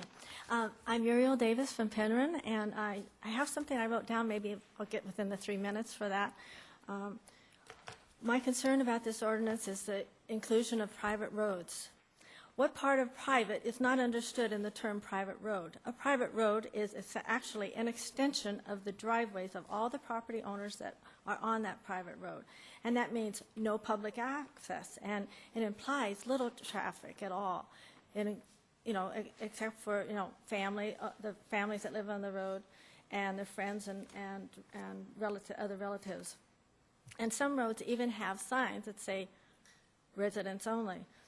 This ordinance should exclude private roads and only allow a temporary event, and if they should allow private roads, only allow it if all the residents give permission. Because the road maintenance and the liability of these private roads is shared by all the residents, they all should have a say in it, and it should be 100% approval. This proposal does not even require the 2 access points and the 18 to 20 foot wide road requirement that the normal temporary events require, and I don't understand why that is not included. This event would allow hundreds of cars on a private road all day long on an event day that could even happen if the limitation is only 100 people. You can have 1 car per person.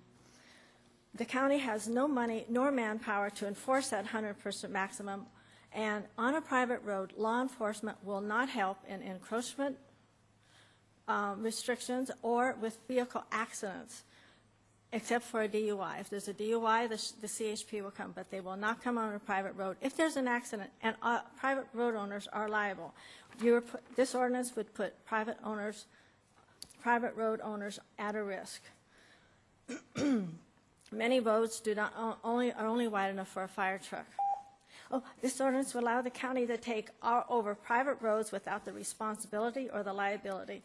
On public roads, at least the county maintains the road, and code and law enforcement can ensure the safety by protecting the proper.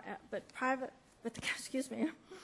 the county should be protecting the rights of private owners. But this ordinance is stepping on the rights of private road owners, and this ordinance is proposed as to promote public agriculture for Placer County. To me, it's a joke.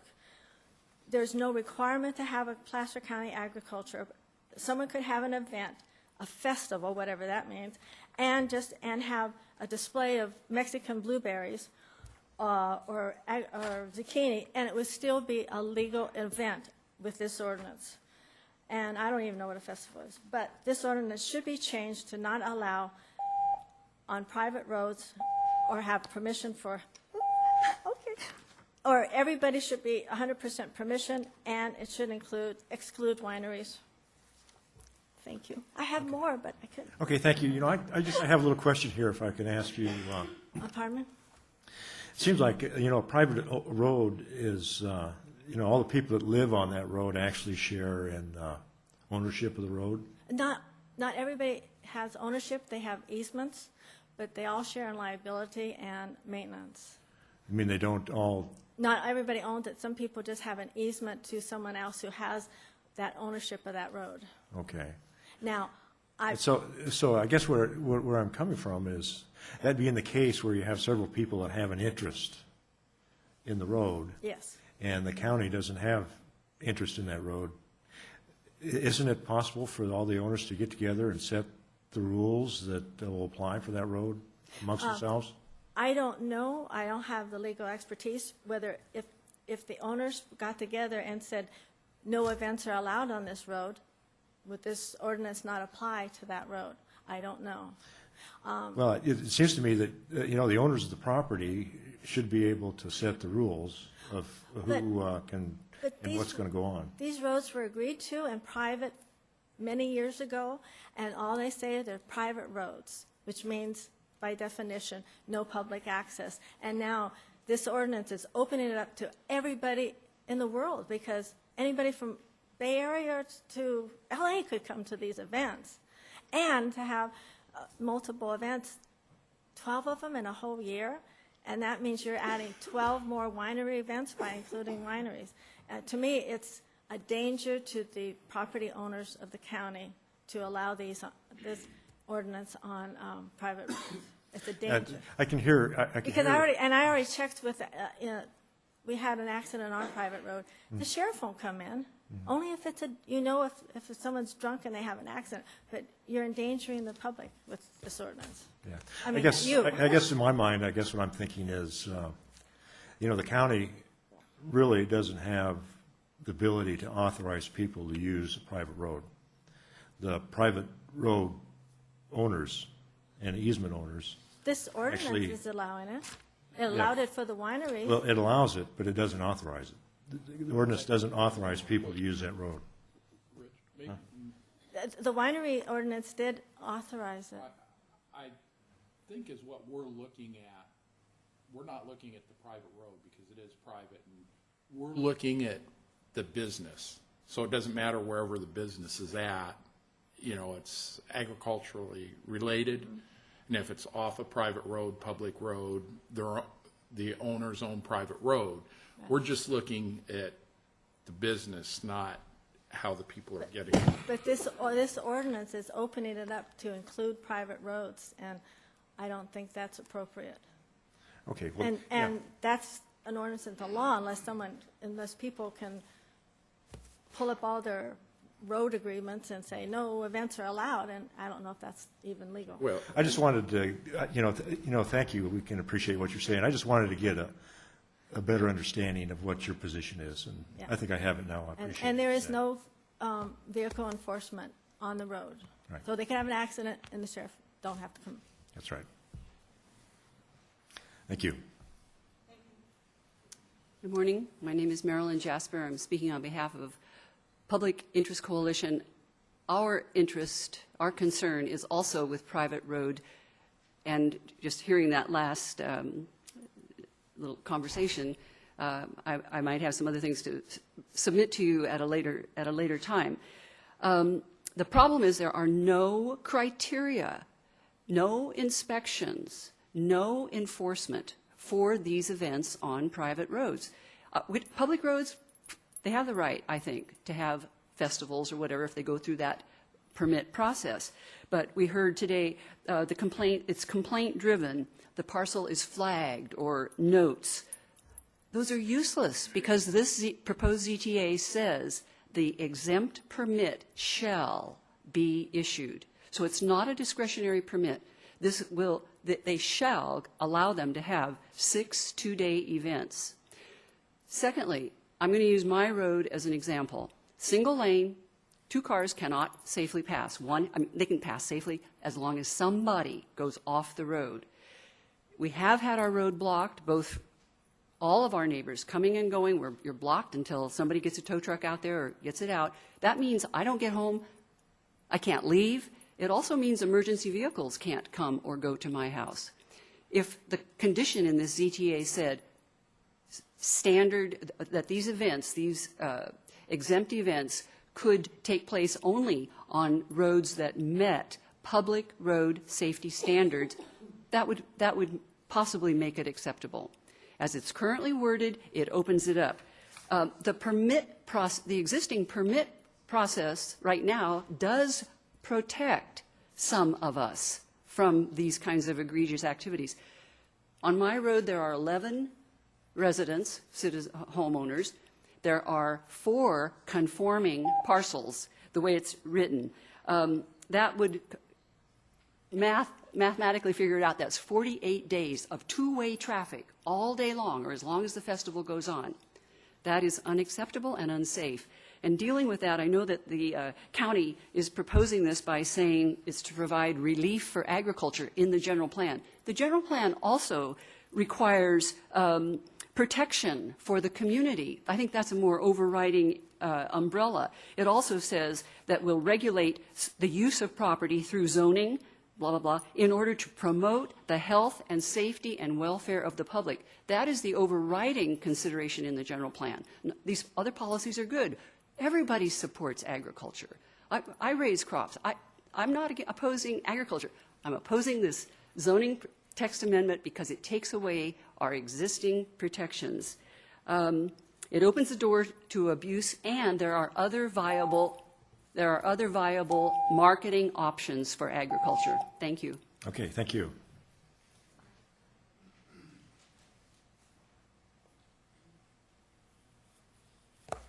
Hello, I am Sheila Enriquez from Newcastle, and I am here to explain the benefits of having, from my experience, the events here and in connection to promoting agriculture, which we are trying to do here, and keeping open space here in our area, because the main events give a personal touch electronically through websites, email, all that kind of stuff. You can do it, but you cannot get away from actually coming and saying hello to your people, hello to your customers.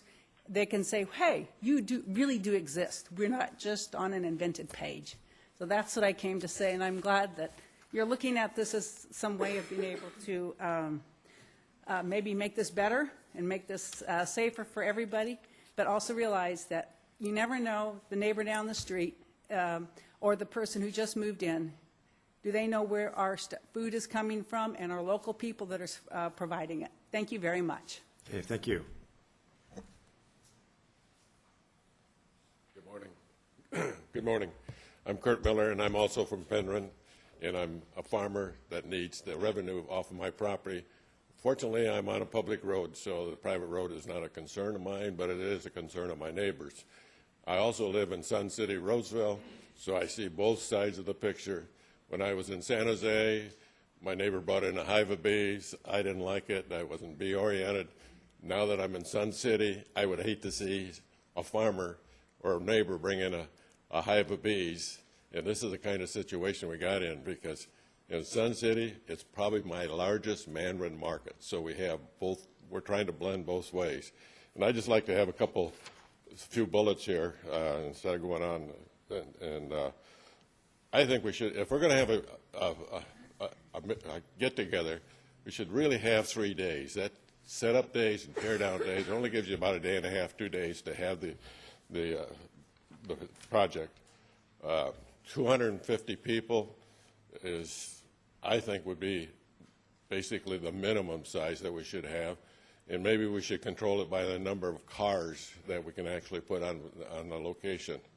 I've already, even though I haven't got into any of these farm and barn tours, I've already had one tour bus into my property just to see how we operate and buy some mandarin. So, if you have a 100-person requirement, one tour bus will have 60 people on it. What do I do? Well, you can't come in right now because I got 99 people. So 250 people is not unrealistic. The plaster produce only. Right now, I have a huge mail order business. I have 2,700 mandarin trees. I've ordered a significant more. So you can see I'm dedicated to agricultural, even though I live in Sun City and I can see the problem, private roads and everything. If you say plaster produce only, I have to give up my Fetterman Farm pistachios that I actually have on a ranch right now. So we're not a unique island. We need to be able to bring other value addeds and other produce in from other areas, because our farmer markets are pretty much saturated with local produce that I've been trying to get in for 6 years, because there's a lot of mandarin growers, and I can see their point. They don't need another mandarin market at our present farmers market, but they probably could use some other produce, and maybe that comes from outside the area. If I can read my notes here. what happens, just like the lady says, I have 2 10-acre parcels. Do I get basically 12 events a year if I set it up right? So it's not the fact that there's just one parcel per grower. I just think there's a lot to be considered both ways, and this is a very short period of time to hear all the concerns, and I have some other ones here, but hopefully we can have some more time later on. Thank you for your time. Okay, thank you. I think we're still accepting written comment, if somebody... Correct. Okay. So you have time to submit those in writing if you'd like to. Plus, we'll have another hearing.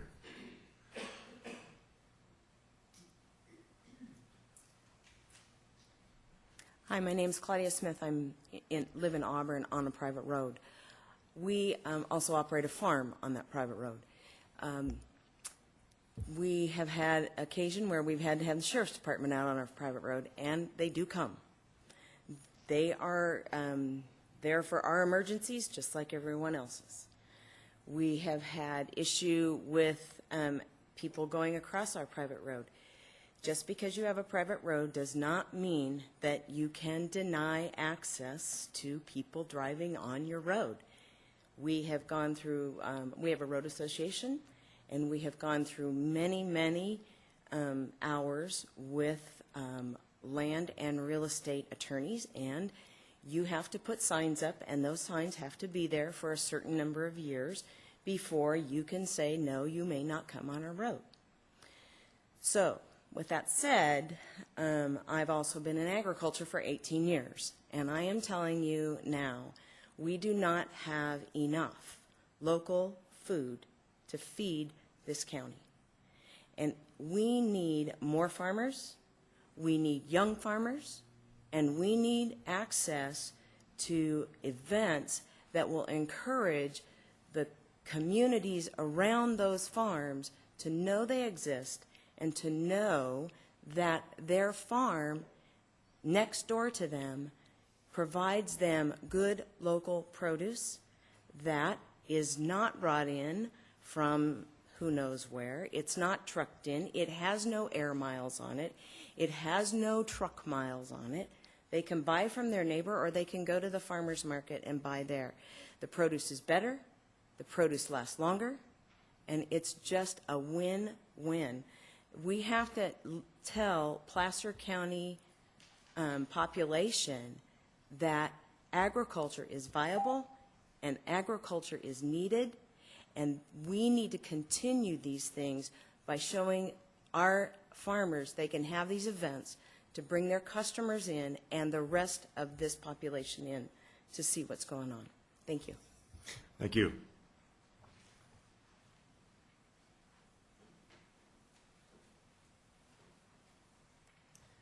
I'm Cindy Fake, and I'm Horticulture and Small Farms Advisor with the University of California, and I serve Placer and Nevada counties.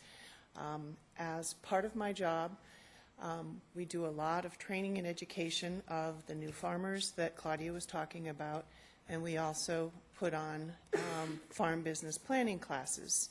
And I want to be really clear about the importance of farming being economically viable and the importance of diversified enterprises on that farm. And that diversification includes agritourism. As has been said, agritourism isn't just about the event and the money that is earned on the day of the event. It is those relationships that are created. In some of the responses to this, there was a letter that said that on-farm agritourism events negatively impact farmers' markets. I can categorically state that it is the exact opposite. We know that more people buy more local products, that traffic in farmers' markets has increased as a result of agricultural events. Part of my job is also coordinating the Farm and Barn Tour. I've coordinated it for the 6 years of its existence. And many of these comments about this ordinance are related to the Farm and Barn Tour. As it's currently written, this exemption would preclude the farm and barn tour, because we are very careful about selecting sites, as Josh mentioned, and planning the events, activities on each site according to the number of cars that it can accommodate. We have more stringent rules than the county does for the farm and barn tour. And I can tell you that every year of the farm and barn tour, there are at least 2 to 3 sites that have more than 100 people at a time, because we may have 25 4-H'ers and 15 volunteers. And then you have the family and friends of the farm, which may be another 25 people. So then you're only allowed to have a few people there as visitors. So it's important, one, that you increase the number of people allowed at an event at one time, or say it's 100 visitors rather than 100 family members or staff members for the event. We don't have staff, we have volunteers. It's also important that private roads be included, because there are critical farms, wineries on private roads. Over the 6 years of the Farm and Barn Tour, we've not had complaints from private road owners, and we're very careful about vetting the locations for the event. Thank you for your time, and I appreciate your hearing this and proposing this as well. I have one question. Yes. The farm and barn tour now, the sites, are they bigger than the 4.6 acres? For the most part, a few times we've had ones that are, a couple times we've had smaller sites. We no longer do that generally, because we're looking at how many cars can be parked on that site and still have the activities. Do you have one event at each of those sites a year, or more than one event at each of the The sites? Farm and Barn Tour is generally once a year. Okay, thank you. Mm-hmm. Thank you. Okay, thank you.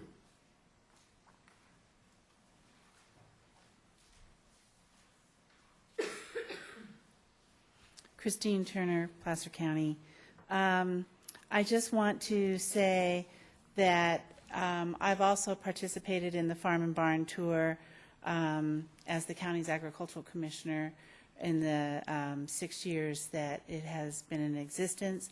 To just echo how important that public outreach is, and that the number, limiting the number of persons on site to 100 is not realistic for the Farm and Barn Tour in particular. It may also not be realistic for other events either. I think, 200 people who are participants. At the site that I was at this past year, we had over 600 people come through during the course of the whole day. Our parking was geared towards being able to accommodate, people and that ebb and flow. And so I would suspect that we were over 100 people at some points during the day on our site. So that really does need to be increased. I also support that there's not a fee for this. $500 before you've even held an event in which you don't even know if you'll make any money at all, or it's not even intended to be a money-making event. It's a public outreach and education effort that it just becomes prohibitive then for people to decide to do an on-farm event that they have to pay out that kind of money for. And in the case of Farm and Barn, when it's multiple sites, if we'd had to pay $500 for each of those sites, it would never have gotten off the ground. So I support the proposed zoning text amendment and would encourage you to look at increasing the number of allowed persons on site at any one time. Thank you. Okay, thank you. Good morning. I'm Karen Killebrew. I'm the board president for Placer Grown, and we have had experience with the existing temporary outdoor event permit for an event that we had 2 years ago. It was onerous, it was difficult, it required intervention from the county and the Board of Supervisors to get through the process. We did go through the process because we felt it was important for us to know the process. As the County Agricultural Marketing Organization, it is our job to support farms in their efforts to increase their economic viability. And as such, we are often asked to support events on farms. We went to the Agricultural Commission 2 years ago. with our story, and I'm very happy to say that at that time, Lauren Clark and the Planning Department expressed their willingness to create a process that would be workable for all farms, to create better relationships with their customers, to let our Placer County residents understand that they live in an agricultural community, to let residents understand that when they move into an agricultural zone, there are certain rights and responsibilities that come with living in that zone. And I think this ordinance is a very good step forward in increasing this kind of visibility for agriculture.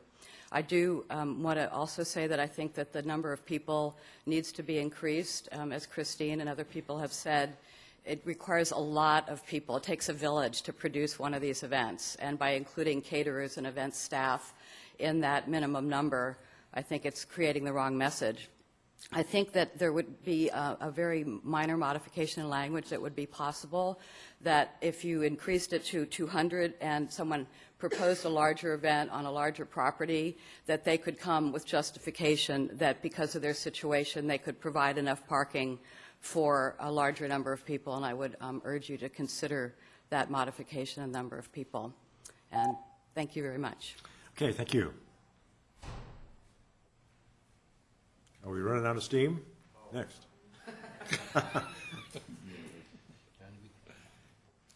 Good afternoon. My name is Greg Schaefer. I am a small business owner here in Placer County, here in Auburn. I'm very pro-business, and I'm absolutely in favor of regulation and fees relief on businesses. However, I am also a homeowner here in Placer County that happens to live on a private road system. And I think, as you have already heard, the private road issue is something that a lot of people here are speaking about and want to make sure is taken into consideration. Placer County did not pay for the construction of our road. They do not pay to maintain it. They do not pay to insure it. However, we do.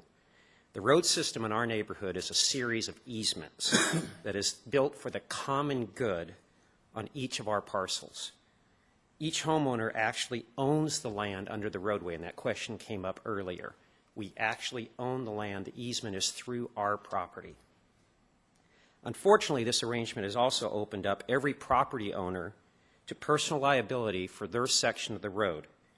If someone has an accident on our road, they can sue both our association as well as the individual parcel owner for that section of the road. That is absolute fact. Regardless of a suit's outcome, it would cost me time, money, and a lot of grief in order to take care of that. One lot in particular in our area is located at the very end of our private road segment.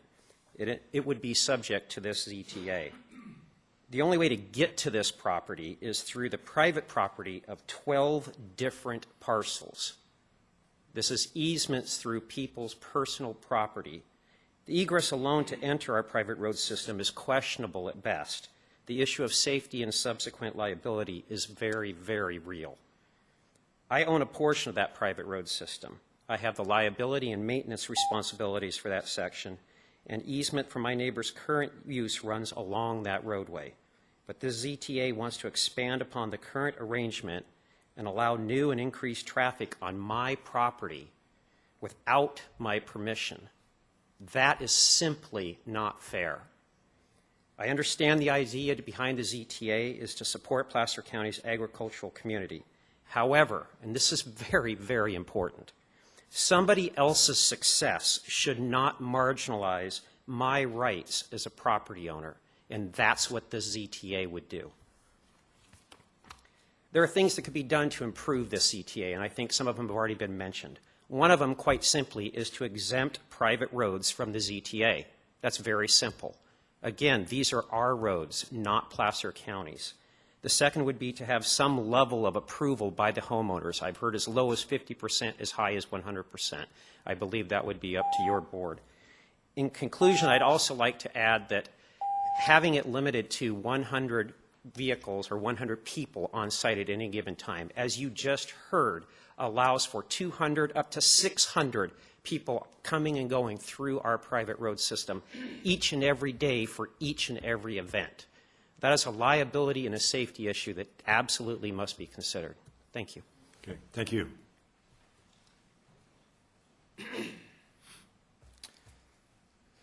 Thank you, Mr. Chairman and Commissioners, for allowing us to speak on this issue today. My name is Jason Schaekowski. I live on a private road here in Placer County. I am a licensed traffic engineer, and I work in a local municipality. And I've been on our association's board for 10 years. Over those 10 years, we've struggled greatly to maintain our roads. Private road was not a decision I made. I really didn't know much about private roads when I bought the property. It was a nice piece of property. I bought it, and since then I've learned a whole lot. So I think I don't want you guys to underestimate what land use decisions, what impact they have. Land use decisions are basically the foundation of what governments do. You make land use decisions that can affect everything from crime. You decide to allow a big box store like a Walmart in, that's going to have more crime than say allowing something like a Costco or something like that. So it affects things like crime, and it most definitely affects traffic. One of the basic things you look at when doing land use is what kind of traffic patterns are going to be created. And so you're not going to put a large land use, something that draws a large amount of traffic in an area without adequate access. So I want to just point out, to make sure you understand that your land use decision does affect traffic. And traffic, in turn, affects quality of life. It affects liability. It affects maintenance. Roads with more traffic require more maintenance. That's a fact as well.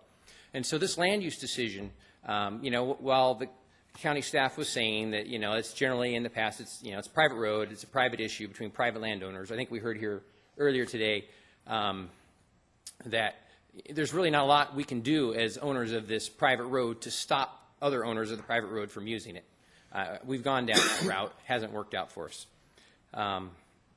So what you're basically doing is changing the land use for an existing parcel on an existing private road that would allow an increase in traffic and thereby an increase in liability and maintenance on our roadway. So that's what this change is doing. So I ask you to please consider exempting private roads or making a requirement that the homeowners on the private road system agree to the event, because it's really not fair or just to allow or require us to have higher liability and maintenance costs for some change in land use conditions. Thank you. One quick question. Since you're part of the association, I'm assuming that's maintenance and control over the road and stuff. I don't know how many members you have on your association, but don't you get together, vote, talk about the liability, the maintenance factor? I mean, I don't know how you're set up, but I'm assuming that actually as an association you do have some rights to either enforce, standards, like if one homeowner has a higher use, maybe they pay more, on that. I just have a issue when you say, okay, land use. Well, if the land use, yours is a residential parcel, and at the end of the road, the fellow that has the rights and has a big farm, so he's got heavy equipment coming back and forth every day, 20 trucks or whatever it is, 100 employees. Mm-hmm. How do you handle that now? But there's really not much we could do. Generally, the way private road maintenance associations work is it's basically a place where nothing gets done and all people do is argue. You can't get anyone to agree to anything. It's taken us 20 years to get our first overlay project completed on our road system. I've only been there for 10. I spent 10 years trying to get people to agree. It's not simple. And then you can't get people who can't pay, and then you have to go to court or put liens on properties. It's not like a happy, we're all get along, it's our road, yay. It's an argument is what it is. Sounds like any association I've yeah, heard. Exactly. But what's different, what I'm saying is, if let's say that property at the end of the road used to be just a residential property, okay, so he didn't have tractors. Well, let's say you go and change the zoning now to where it's farming. Now he's got tractors. That affects our road maintenance. You've changed what he can do on the property, after the fact. So if it had been a farm all along and we set up the road association, we would have expected that kind of road maintenance. You have to expect if it's a working farm with tractors, when you start, you expect tractors to be on the road, right? But if it wasn't and all of a sudden it changes, well, that's a change in conditions brought along by change in land use.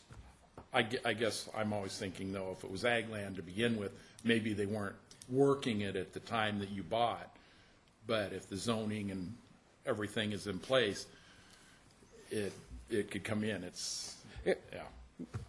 Yeah, but what we're saying is the ZTA is going to effectively change what they can do with the property, or change how easily they can do things with the property. It's going to make it easier for them to have events on private roads without going through the process, and basically have an effect on all of us private road owners leading up to that property. And we disagree with that. Okay. Well, we'll probably have some more discussion on this, I think. So, yeah, appreciate your comments. Thank you. Good afternoon now. Mike Giles with Neighborhood Rescue Group. I will try not to reiterate some of the items that have been brought up, but I will try to provide some clarification. I want you to know that Neighborhood Rescue Group was a little slow in approaching the max on this ordinance. Crystal did a marvelous job of presenting for the county, but the max that I was able to provide information to, which is Penryn, Sheridan, and Newcastle, their comments are markedly different than the max I was unable to present to. They include placer grown only. Their comments include on-site sales and consumption of alcoholic beverages to be precluded. So the constituents of the max are screaming, we have concerns, of every MAC that I was able to present to. As mentioned, the general plan begs for the peace, comfort, safety, and well-being of Placer County residents. You've heard about the lack of enforcement, the difficulty in getting enforcement. I've experienced it myself. For 2 years, I tried to stop illegal activities at a winery unsuccessfully. This ordinance, I'm going to speak specifically to wineries and private roads. The winery ordinance was adopted in 2007. Currently, they have, when we say they have 6 events, that's 2-day events. So currently, they have 16 days of events. This ordinance will allow another 12. That's almost a 50% increase over a contentious winery ordinance. That's very significant. This ordinance approves activities in perpetuity. It has language you heard of, shall be approved if they meet this criteria. It has language, will be approved if the owner verifies that nothing has changed since the last time they had an event, regardless of complaints that are filed with the county. Ag is asking for relief. Used to be a $1,500 fee for a temporary event. They asked for relief. In the winery ordinance, that was reduced down to $500. Now they're asking for more relief. Now they want it to be free. That's the reality of it. Some people make the mistake of calling these wine tasting rooms. Look at AB 2004, passed by Governor Schwarzenegger. These are now wine bars. They can serve bottles of wine for consumption. It is not a wine tasting room. Do not make that confusion. You're going to have 100 people at a time driving on private roads who can go buy and consume a bottle of wine on site. Placer grown. These wineries can sell 20,000 cases of wine with no requirement that it not be imported. You can go to a winery, and an acre of vineyard can produce, I think it's 100, maybe 125 cases of wine. They can sell 20,000 cases of wine. This is not protecting placer grown. This is not protecting our local ag. This is protecting a retail alcohol serving wine bar. Let's protect ag, but let's do it wisely. Thank you for your time. Okay, thank you, Mr. Giles. Next.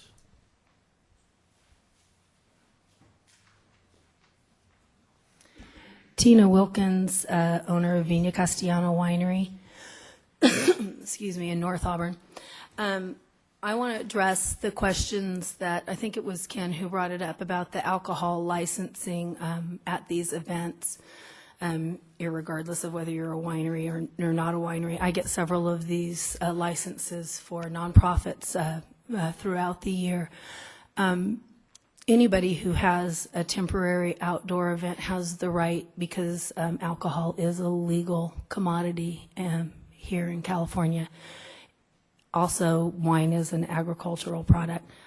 So anybody can get a temporary license, daily license, to serve not only wine and beer, but hard alcohol as well at any event that they have, and that is actually regulated through the ABC. And so not allowing wineries to be part of this is not going to necessarily eliminate the use of alcohol at these events or the sales of alcohol at these events. The way I see it, it would be much better to be selling local wine products, local agricultural products that contain alcohol, as opposed to, you know, something that's made someplace else.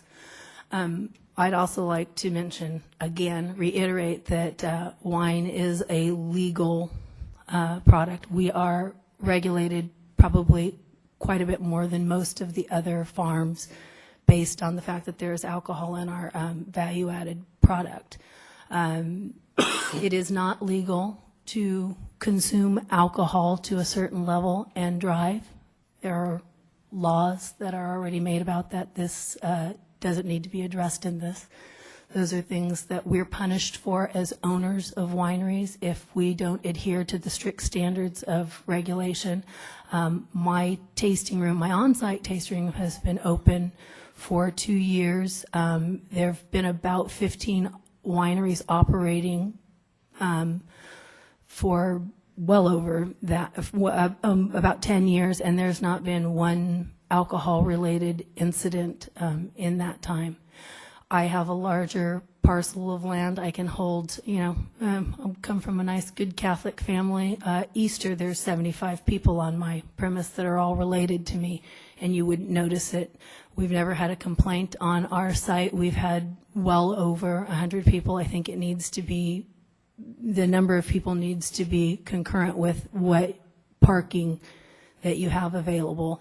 I would like to also address to those people who are who have moved into the farming community thinking that they have moved into a residential area, that farming has always had a certain amount of allowable nuisance to it. And if we're going to keep having farmland, we're going to have an agricultural business in Placer County, we absolutely have to allow agrotourism. That's how small farms are existing throughout the United States, not just here in Placer County, but throughout the United States. Ag tourism is part and parcel to being able to stay open. If I'm not allowed to have special events, I will be going out of business, and I have 60 acres of farmland that is open space. And if you don't allow farmland to thrive, then what you're going to get is Sun City, because guess what? That used to be farmland. So there is a difference between ag-res, there is a difference between farm, and there is a difference between, you know, all of the other zoning. Thank you. Satina, quick question. Yeah. Okay, as I understand it, that there's kind of two options that are on the table with the wine Right. wineries. One would, and I might be misstating them, but I just kind of want to get a read from you, a quick read, which way you're looking. One, the wine ordinance would be modified to include winery events in this temporary agricultural process. Right. The other option is the wine ordinance would be left the same, and wineries wouldn't be a part of this particular ordinance. Which would be onerous on the wineries. We are a farm. I realize that there is alcohol in this product, but there is a governing body that takes care of that, and we have more regulation, not less regulation. I understand that, but I guess what I'm wondering is, it sounds like some people would favor not modifying the wine ordinance, because wine ordinance already provides for temporary, yes, a certain number of temporary events a year. Well, yeah, most of those people would not own wineries, because why would I want to pay $500 when all the other farms are not doing that? We're going to argue about that portion of the ordinance, but I'll let Stu talk about that because he's going to give you the official kind of rundown. I just wanted to address the fact that I get many licenses during the year for many nonprofit associations, and so anybody who wants to have a special event can get a temporary license for alcohol. You guys aren't going to be able to regulate that. Okay. And when you do that, I should point out, you have to go to the Placer County Sheriff's Department, and they approve whether or not you can get that. That's the first step, and then it goes to the ABC. Okay. Okay. Thank you. I guess Stuart's next, right? Mr. Chairman, just a point of clarification. The zoning text amendment that we're proposing is not an amendment to the winery ordinance. This is a separate amendment for temporary agricultural events that wineries potentially could take advantage of. So it's not an amendment to the winery ordinance. Right. Okay. Yeah, we'll probably have some more questions about that. Thank you. Appreciate that clarification. That was a point I wanted to make, and I'm Stuart Perry. I do own a winery, and I am on a private road. I'm in the untenable situation of actually having been voted president of that private road association, so I'm there trying to get money collected from people. And so I've been on that road for about 20 years. All the original owners have either unfortunately passed away or moved on. What am I to do as a farmer on a private road who's decided to somehow develop a more sustainable operation, a viable operation that might allow me a livelihood that will allow me to continue in my current farming career? Wineries are wineries and farming is farming, but they're related, and I fail to see today a recognition of the integrity of everyone involved in the farm community and the agriculture. We're all responsible citizens as everyone else is. I've been asked by and discussed with Cindy Fake numerous times, do you want to participate in the Farm and Barn Tour? I'm on a small private road. I personally, and my wife Stephanie, co-owner, have decided that's probably not a good idea for my logistics. But to say that a winery or any group of wineries, last year in the Farm and Barn Tour, the Placer County Vintners Association chose to set up a tasting over on the farm that was mentioned previously so that we could demonstrate our farm products in a more safe environment that could accommodate parking and the crowd and so on. We felt we added to the experience of the agri-tourist that's coming into Placer and can see, my gosh, there's actually all kinds of products available locally. And there are a lot of products locally available. So when I saw the proposal in the ZTA, I'm interpreting, and I may be wrong, but I personally see it as an agricultural event and a waiver of the costs involved for a farmer or an agricultural endeavor to hold an on-farm agricultural event. So if I were to hold one at my place, it might involve a grape stomp or some tour of my vineyard, but the fact that my wine tasting room happens to be open across the road from my vineyard, I see as something separate. That's a bona fide approved facility. I'm regulated by law. And to say that I shouldn't also have someone visiting the vineyard, it's just apples and oranges in my mind. So I don't want to confuse the issue of the winery ordinance with the proposal from planning staff here. I think they're doing an admirable job to try and reduce the red tape placed upon people in business that have chose agriculture as their business, and a realization that, yes, our county plan does support that. So anyway, if I had occasion to serve wine on my property, it would have to be within the premises licensed by the state of California and the federal government as a bonded winery location. I can't allow alcohol out in the vineyard. So I want to make it clear that this is a regulated activity on a property, so it's not a free-for-all, drunken party. So, okay. Questions? Thank you. Okay.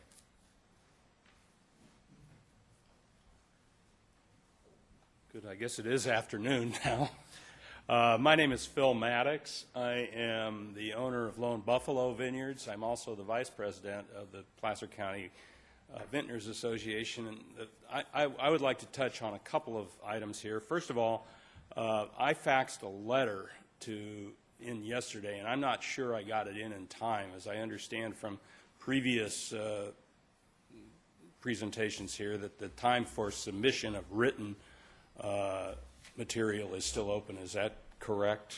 That's what I just heard, yes, so. Okay. So you got it in time? Yeah, you got it in time. So that's all I wanted to know, and I won't reiterate anything that I said in the letter. I did write the letter on behalf of the Placer County Vintners Association and also on behalf of Lone Buffalo Vineyards. I'd like to just touch on a couple of issues that have been raised here.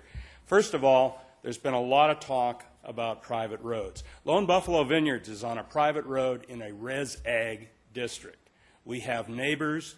We've been in operation now for 2 to 3 years. We've had no complaints. We are very careful to notify our neighbors on any of the open house weekends that have taken place that there might be an increase in additional traffic. They've been very appreciative of that. And as I say, we've had no complaints. The other thing I'd like to point out, in addition to being a winery owner and a few other things, I am also an attorney. I specialize in real estate law. I think that a couple of the observations made so far by the Commission, and especially Chairman Johnson, regarding private roads are dead on. Private roads are private roads. They are out of the jurisdiction of the county, and they are subject to whatever the owners of those private roads want to do. If they're concerned, they can amend their road agreements. They can take the steps that are necessary. If the majority of those private road owners want to, keep events out, they can regulate that themselves. The final issue I would like to talk about is that there is no rational reason to discriminate against wineries in this agricultural proposed ordinance. Wineries are agriculture. Any regulation of the alcohol factor, which is always the elephant in the room on these things, is very stringently controlled by the ABC, and the county really has no legal ability to control that. The final thing I would like to say is that we're really talking about, as you know, having been planning commissioners, and that your purpose and job here is to try to balance the interests of everyone in creating legislation. I think that the zoning text amendment as proposed does a pretty good job of that. There are some issues with regard to the number of people, which you've heard about today, but overall it's a pretty good balance between everybody's interests. And with that, I thank you. Okay, thank you.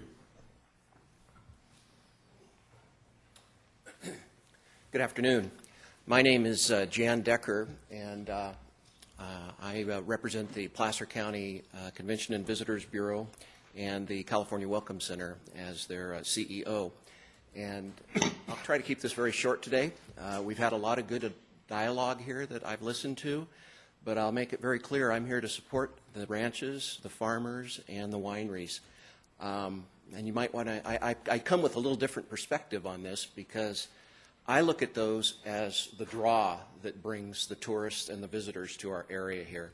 And if there's any doubt about that, let me just tell you, I attended a recent industry trade show down in the Bay Area, and we had our visitor guide there, and everybody that came up to the booth was asking about what the attractions and the amenities are, and they had no idea that we had wineries even, or that we had these ranches and farms that are here to come and visit.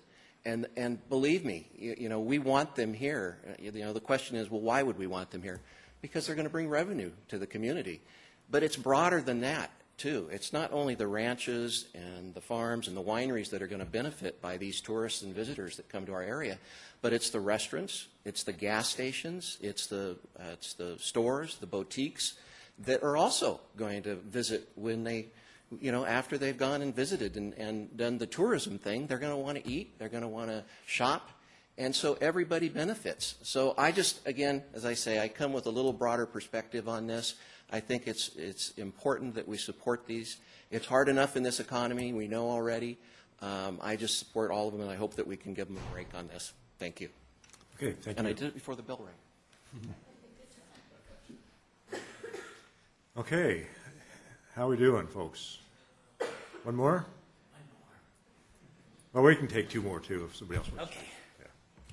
Steve Piltz, third-generation Placer County farmer. We have been on the same property since 1927. I am also at the bottom half of the property on a private road. The ordinance would help me out because I would like to have orchard dinners on the property, which would be somewhere between 30 and 50 people. I would also like to have orchard tours of educational type, school buses, the rest. The private residents on that private road, at first they didn't like my truckload of turkey manure. They now share in the turkey manure. We just have to talk about it a little bit. I've also been a volunteer for the Farm and Barn Tour for multiple years. One of the best comments I heard was at the Aguilar family farm, Highland Ranch on English Colony in Penryn, when an 8-year-old child pointed to a mandarin tree and said, "Oh, so that's where mandarins come from and not in bags at Rayleigh's."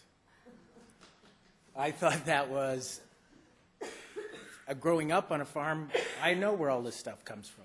But I think it's very important to have the opportunity for city people or people that haven't had that to come out to the farm and meet us other than just at the farmers markets. On the road department, how far is parking from the center of the roadway? Because I have an access that is flat, not fenced, and so I could park private vehicles on my own property, but I don't know how many feet it is. Did you say you had a private road? No, it's public road on that side of my property. Okay. Well, the road width is typically, travel lane is 12 feet from center line. Okay. So in the case where we're looking at a county standard safe roadway with allowing parallel parking, it would be an additional 8 feet. So Okay. it'd be from center line, 20 feet. Great. I can do that. Anything else? Thank you very much. Okay, thank you. Okay, not seeing anybody jumping up here. We'll go ahead and close the public hearing and bring it back to the commission. We're not going to be taking a motion, but we are going to be discussing and seeing if we can arrive at some kind of consensus and some advice to the planning department. You have a question? And you can ask questions, too. Questions, Yeah. thank you. Personally, I live down a private road, dirt road, that has no homeowners association or road maintenance agreement between the owners. And my guess is I'm not the only one who's in that position. Do we have any idea I think that was the norm quite some time ago, before the roads went in with formal subdivisions and stuff? Is there a lot of these in Placer County that are in the same condition as me? In terms of not having an association, or road maintenance agreement? I think it's really common. I mean, I live on this. I have the same situation for me, so it's probably very common. I mean, I think a while back it was the norm, probably.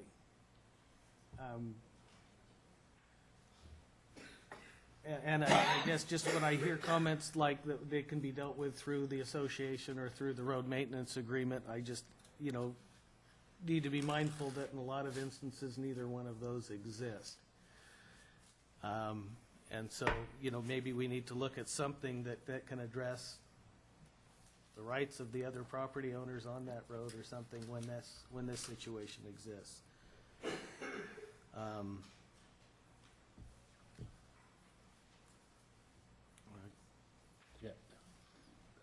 Perhaps Mr. Finley can answer this question for me. Make sure your microphone's on. You too. What is the status, actually, of a private road? If we were to pass this amendment, or I should say if this amendment should get passed the way it is, and somebody on a private road said, no, I don't want this, who has the overriding authority to say yes or no, really?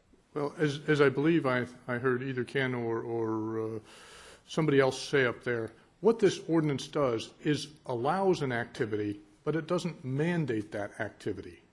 So in other words, by allowing it, it doesn't say if there's another restriction on that activity, such as a road maintenance agreement which would preclude it. Or the typical thing is CC&Rs on property may preclude a use that the county allows. All you are doing is allowing an activity. There may be a private restriction on that activity through either a homeowners association, a road maintenance association, or a road maintenance agreement. And frankly, the private rights in the road will override any permission that the county could grant to conduct the activity. So ultimately, it would be, it could be an arrangement between the private users of that road could override even the permission of the county here. So the private rights essentially will be paramount over any permission which the county could grant through this process. And would that mean that in a case like Jeffrey's, where there is no association to go through, that he would have to bring suit against somebody having this event? Ultimately, private parties resolve their differences through a lawsuit. That's ultimately where it may lead. Hopefully, it doesn't lead to that. But again, I just give you the example of a CC&Rs, code covenants and restrictions on private property. The county can allow something in the zoning ordinance, but if the CC&R prohibits it, you still can't conduct that activity. Same thing with the use of the private road. The county could allow the activity, but the rights in the private road may prohibit that use. So it becomes a private issue amongst the private property owners in the road. And as Jeffrey points out, frequently the county has no idea who all those private property owners are, and frankly, amongst many of users of roads, they disagree about what their rights are. So the county is trying to stay out of that dispute and say, to the extent that you can do this activity, the county permits it. But the county isn't requiring that activity to occur. Thanks. So I guess for my clarification, when I say this whole ordinance going into place is just for the end user. It's not how you get there, you know, be it roads, be it approval with the fire, you know, controlling fire agency, any law enforcement agencies. If they say, hey, you can't do it, then basically they can't use this ordinance. But that's correct. If they can't meet any of the conditions, such as getting the permission of the fire authority, they could not obtain the permit. Yeah. The fire authority would judge the condition of the road, wouldn't they, in terms of safety, access, and that kind of stuff? Correct, yes. Yeah, they would be looking at it from a fire-safe perspective, not necessarily the same thing as the road condition, but it would be a fire-safe aspect. But that pretty well covers a lot of safety issues as well. Any other questions? Yeah, I tried to boil down some of the comments, or all the comments, down to 4 or 5, and the first one on my list was private roads. I think we've already talked about that a lot, and there's a lot of issues still, I think, to be resolved there. But two things that are kind of connected. One is the size of the event versus the size of the property, which I know it says also parking, also number of events per year, and also that includes the size, going from 100 maybe to 200. And I heard that the barn tours, the ones that are once a year, so I think the number of events per year rather than 6 could be lower and still meet some of the barn tour concerns, but also the size of the event.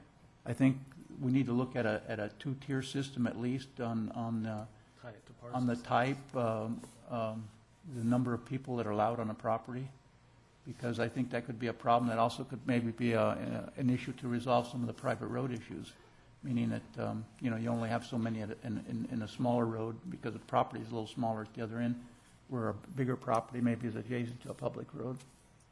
And then the whole issue with the wineries is I didn't keep up with it, only by reading in the paper and some other publications when that was all going through, but I know it was pretty contentious. And I guess they have their own set of rules and regulations that they go by, and that whole ordinance, and I'm not quite sure that the winery should be included in this? That's where I'm coming at right now, but I mean, I have to still look at all the written comments. I have looked at all the ones that submitted so far. I want to encourage the people that didn't submit them, though, to submit them, because even the one we just had yesterday, we got it on our email, and we also had a hard copy today. So anyway, those are some of my comments. One more comment, if I could, I guess. Is it, let's see, his relationship to what he just said? Kind of, yeah. Okay. I agree that the event size should probably have some relationship to the parcel size. If somebody's got 100 acres, they can certainly accommodate a larger event than somebody with 4.6. I think we also, we heard from several people out here who truly practice a good neighbor policy, and regardless of what the county will allow, they're going to restrict themselves based on being a good neighbor. We also heard from somebody who's been a victim of a neighbor who doesn't care. Wouldn't mind seeing some sort of provision where if there is continued violation, that maybe they lose this privilege. Because it's kind of what we're creating is a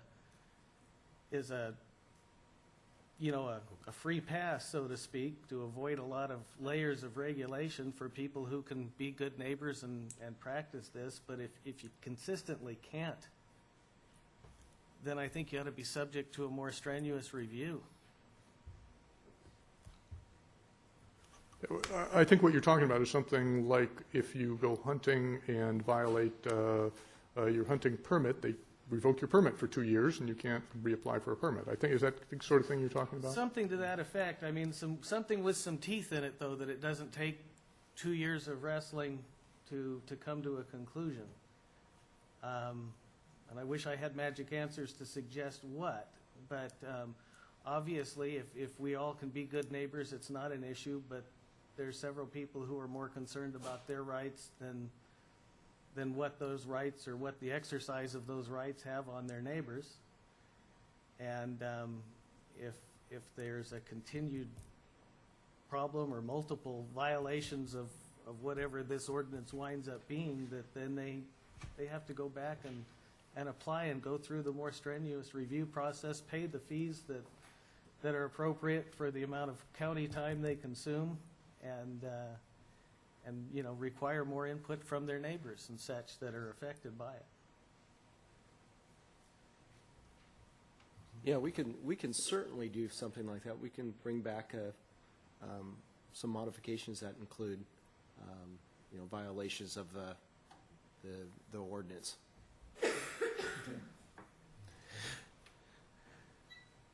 Yeah, thank you. See, I'd like to go back to the wineries so I understand this, but I guess what I think I'm hearing now is that under this proposed ordinance, the temporary agricultural event ordinance, the wineries would like to be included in that because under the existing wine ordinance, they have to pay for an administrative permit, where here they would be receiving the same benefit as the rest of the ag industry.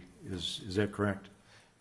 Under the existing winery ordinance, wineries are allowed 6 promotional events a year, and that's through an administrative review permit. Under the temporary agricultural event permit ordinance, the wineries would be allowed an additional 6 if they meet the criteria of the temporary agricultural event. So this would be inclusive. So they would have the opportunity to have 12 events a year then? That's correct. Do they pay any fee for the first 6? No. We're proposing no fees for the first 6? No, but I mean the wineries. They would not be required to pay. But they don't pay now. The 6 events? No, they would. They do would pay be now. required. Currently, they are required to pay. Every time. As well as any other agricultural event is required to pay. Right. Okay, but the wineries now pay the, what, $500? I think it's around. It's around 500, yeah. Okay. One quick question, though, when you say 6 and 6, I mean, if you're not a winery, they still have like 6 events they can put on too. Yes, any agricultural operation right now can come in for a temporary event permit. And actually, any agricultural operation that's outside of the winery operation, there is no limit. So they could come in, potentially for 12, 16 events if they wanted and pay a fee every time and propose an event, assuming they wanted that many per year.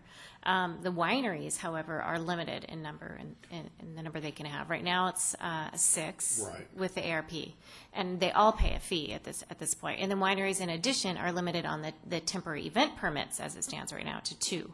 So it would be based upon the winery ordinance, they're allowed 2 temporary events with a fee, and then 6 ARPs with a fee.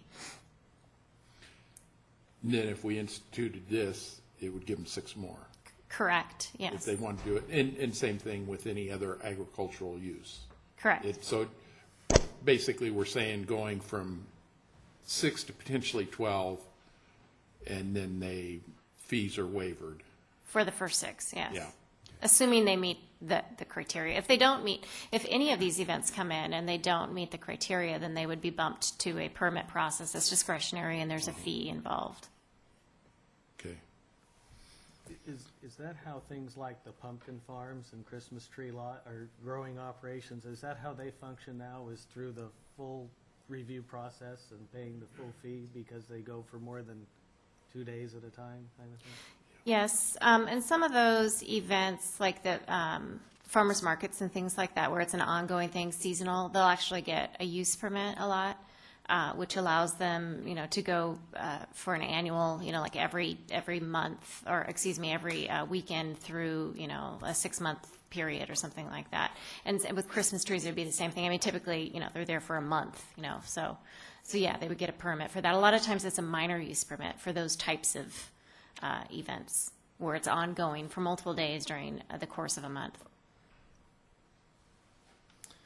Okay, let me just kind of go through a few things here.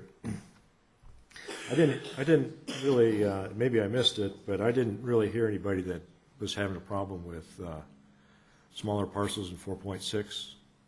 And so I guess I want to confirm that with our Ag Commissioner, that 4.6 is bottom line. The Agricultural Commission recommended allowing it for non-conforming parcels less than 4.6 acres within the appropriate zoning. Given that there's always some exception to the rule, they wanted it to be as open as possible for those potential exceptions. I can see both sides of the argument there as far as the minimum acreage size, and I personally don't have a strong feeling either way. I do like to have things be as all-inclusive as possible, potentially. Okay. Yeah, appreciate that. I just wanted to reiterate, I didn't hear anybody today, I think, that was proposing that we go less than that. That was the recommendation of the Ag Commission, but yeah, that was the only comment. I heard a lot of comments about 250 or 200. I guess we need to struggle with the point of whether the 4.6 acres is good for 100 but not good for 200, or is it, or what? A lot of these things are pretty self-limiting.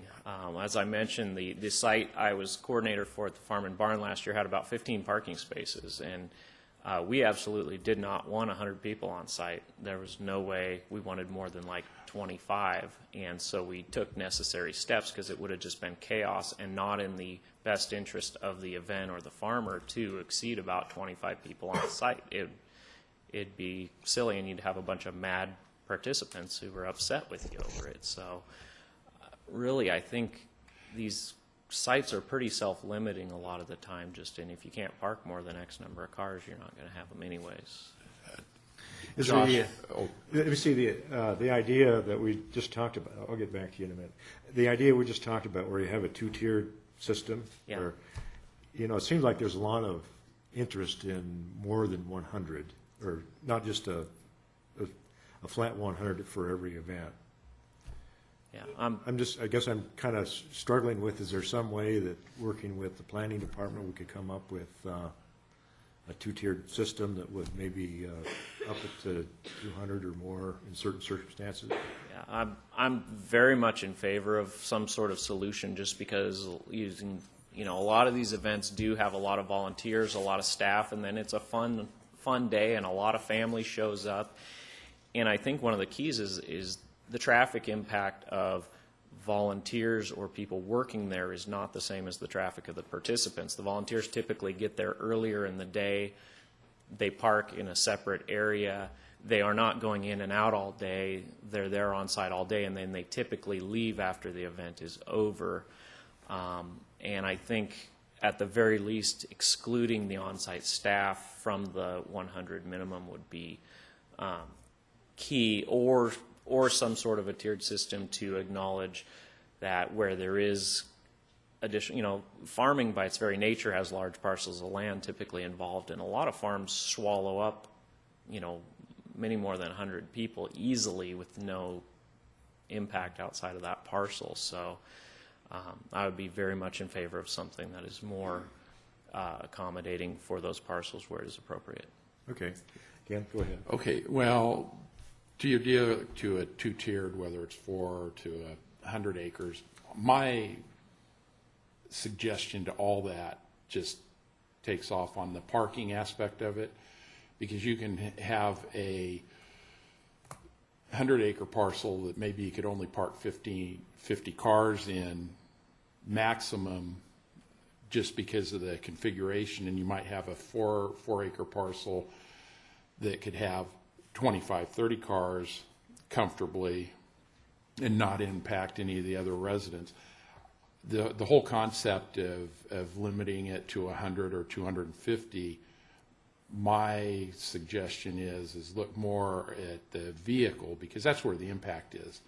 I mean, you could have 10 people on a site, or you could have 100, and really the impact isn't that great to everybody else. It's the traffic coming in, the number of cars that really impact it. And I'm thinking, instead of trying to say, okay, if it's a 4.5 acre to a 10 acre, that they have X number of people restriction and stuff, put it more on vehicles, because every site is sort of unique, as you said, Josh. I mean, if the one site you were at and 15 cars is the maximum visitors to that site, it is what it is, stuff. But if you said, okay, it's limited to 100 people, really it's the number of parking spaces and the number of cars you can get in. I mean, we sort of dealt with that up at the Homewood issue. So yeah, the number of cars, I don't know how we fit this into the ordinance, but maybe staff has some ideas on how we might do that. We could certainly explore that. We could certainly explore that. I still think, though, that with the application, we would need to know at least sort of a ballpark figure of participants for other reasons. Sewage disposals is one of those. There are other issues besides parking with respect to the capacity of what the site can handle. So.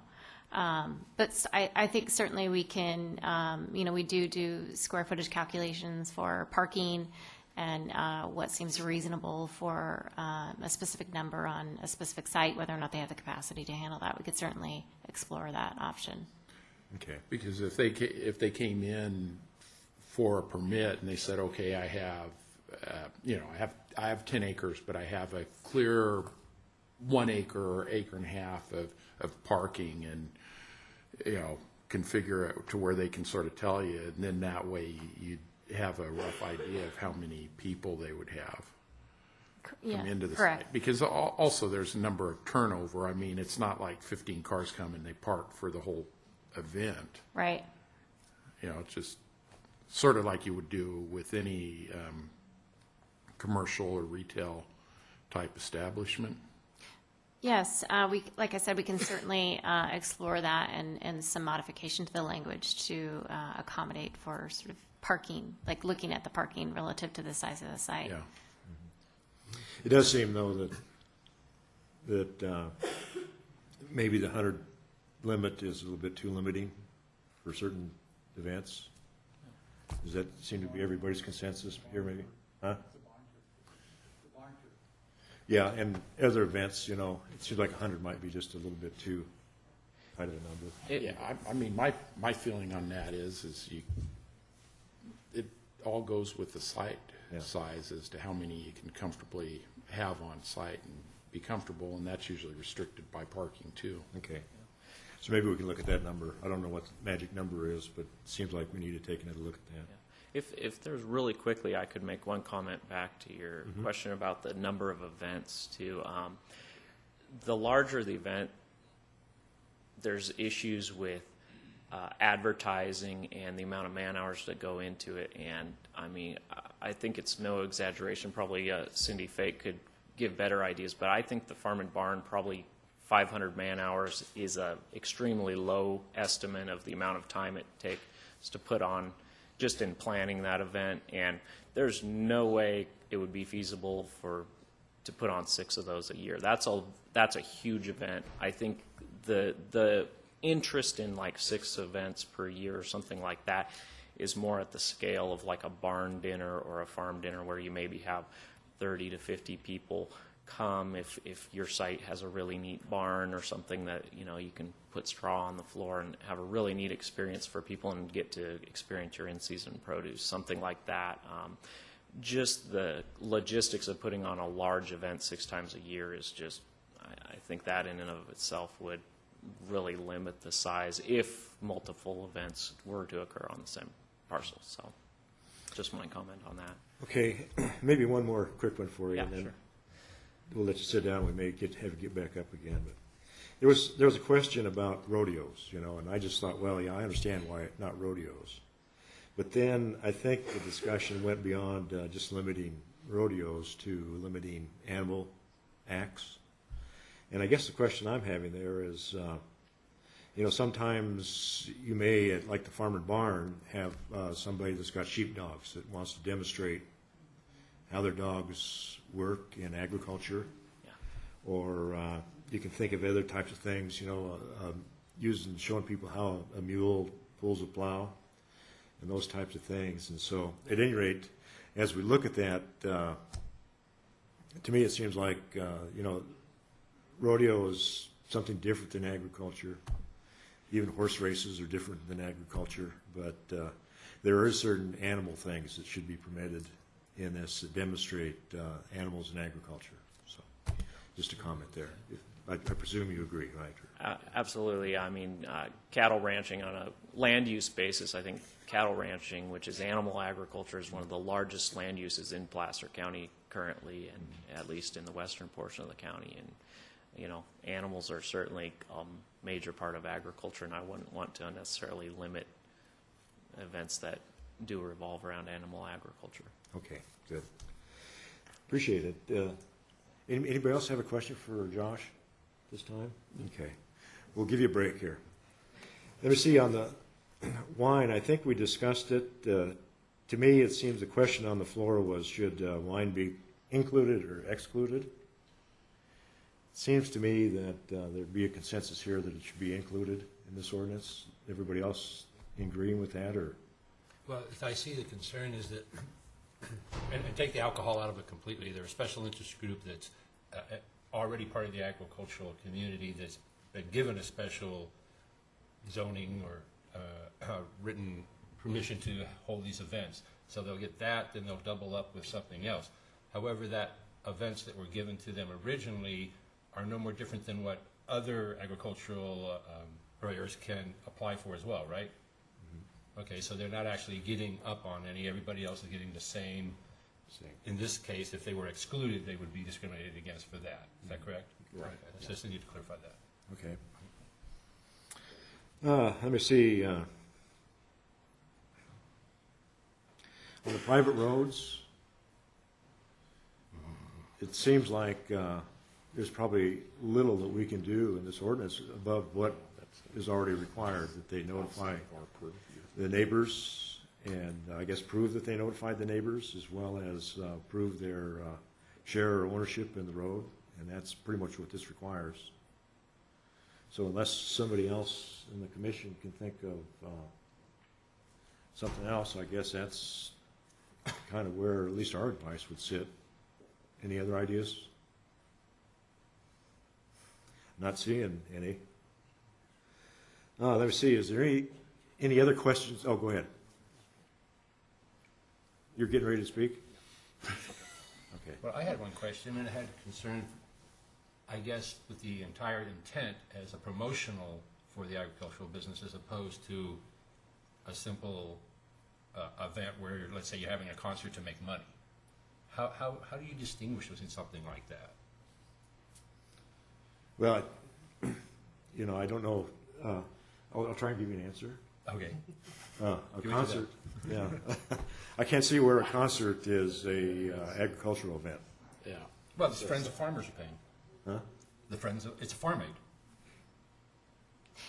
Yeah, well, if the event is centered around education on agriculture, you may have somebody there with a guitar, but...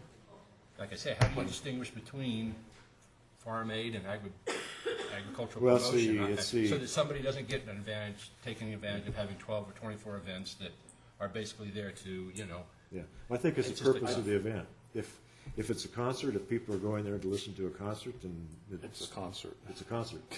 If they're going there to... Well, that begs the question. I say that's not the purpose. He says it is the purpose. I mean, is there something out there from the ag business that would kind of help us direct us towards I will that? point out that with respect to concerts specifically, that's just one example. well, that is excluded by definition for a temporary ag event. But right.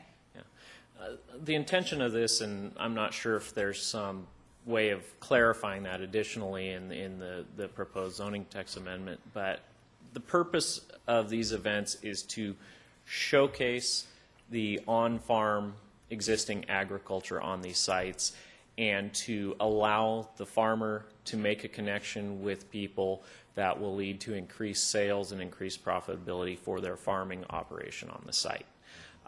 If there is, in the final version of this, some allowable live music, it has to be, the intent, as my understanding is for that to be a peripheral activity. The purpose of the event is to showcase the on-site farming activities or produce that's occurring on that site. So. Well, I can understand that that's the intent. What I'm afraid of is that if you're getting a free pass for the first time, basically just coming up to the counter saying, I'm doing this and I'm doing that, and there's nobody else checking to see if you're doing that, then you're basically taking advantage of the situation. And I was just wondering if there was any way to kind of preclude that from happening. Perhaps not. Maybe they have to, have a violation. They have to have a complaint before it stops or something. I think it would be, again, it would be back to the violation and having a complaint issued on that site is when we would take note of that. I think to a large degree it's, sort of in good faith that you're operating in good faith relative to your proposal. We could look at strengthening, I think, the definition, see if we can add some language to it to strengthen it a little or make it more clear. That's something that I think we can sit down and take a stab at. Some penalties for violations? I'm sorry? And some penalties for violations? Yes, I will work with council on some language for that. Let me see, I think I'm pretty much through the list here.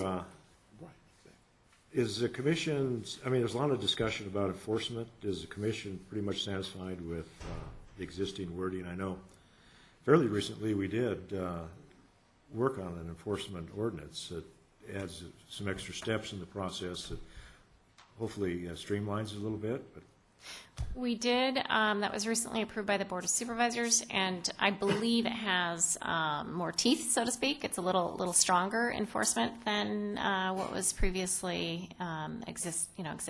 So, Crystal, let me just speak to that. One of the things that ordinance did is it created, if you will, an expedited administrative penalty process, whereas right now one of the frustrations is it takes forever to get through court. Even our own nuisance enforcement is cumbersome, but created an administrative penalty process which hopefully will result in quicker resolution of complaints. So that has yet to roll out in terms of being tested because it was just adopted a couple of months ago. But that's the thought there, is hopefully when complaints come in, they can be resolved quicker.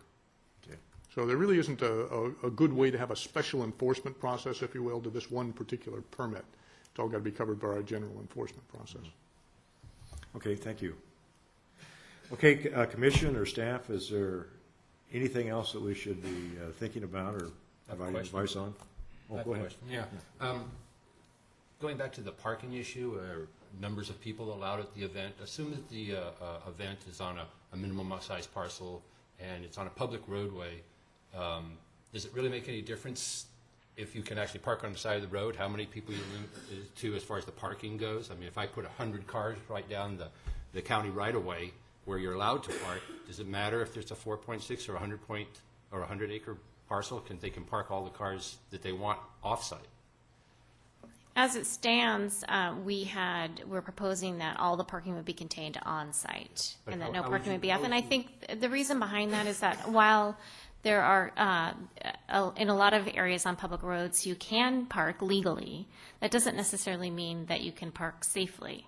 And a lot of these ag sites are located on public roads that are narrow in width. And while you probably could park there legally and not, get a ticket, Then that doesn't necessarily mean it's safe, particularly for large numbers. But that doesn't matter. If it's legal and they do it, then they're allowed as far as I can see.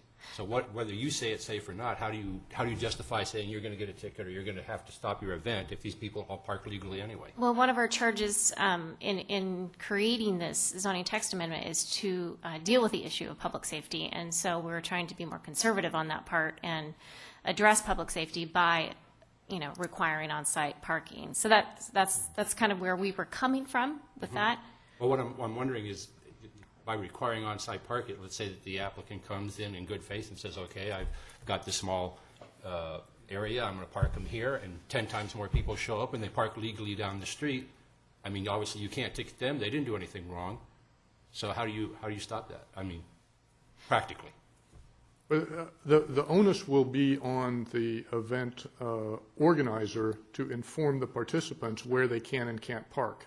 It may be legal to park there, but the event organizer should still be notifying people that they should not. Right, so he says you shouldn't do that, and they go ahead and do it because it's allowable to do it.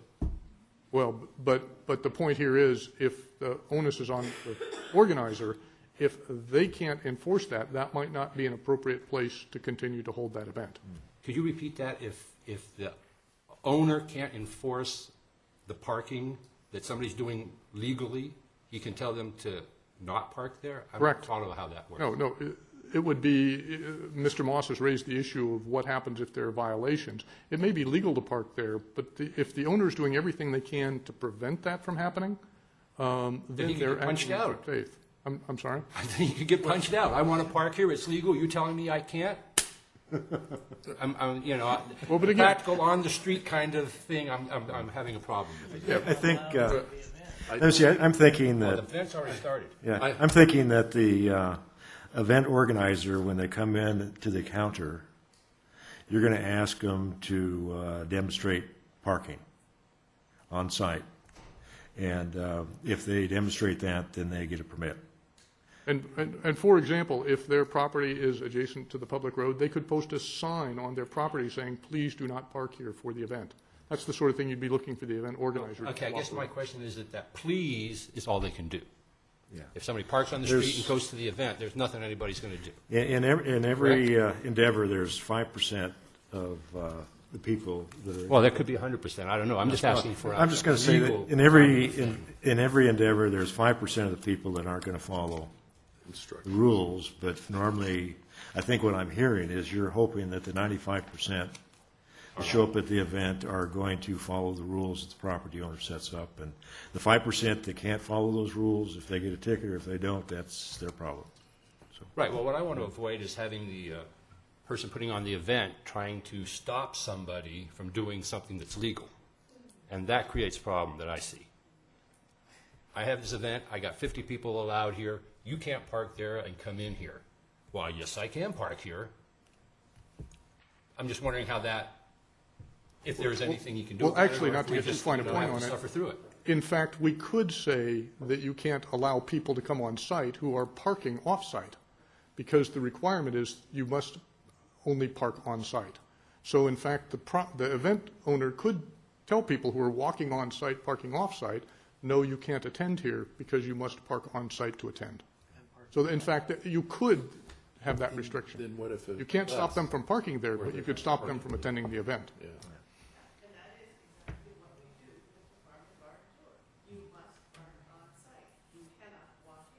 Okay, so maybe something like that might be included?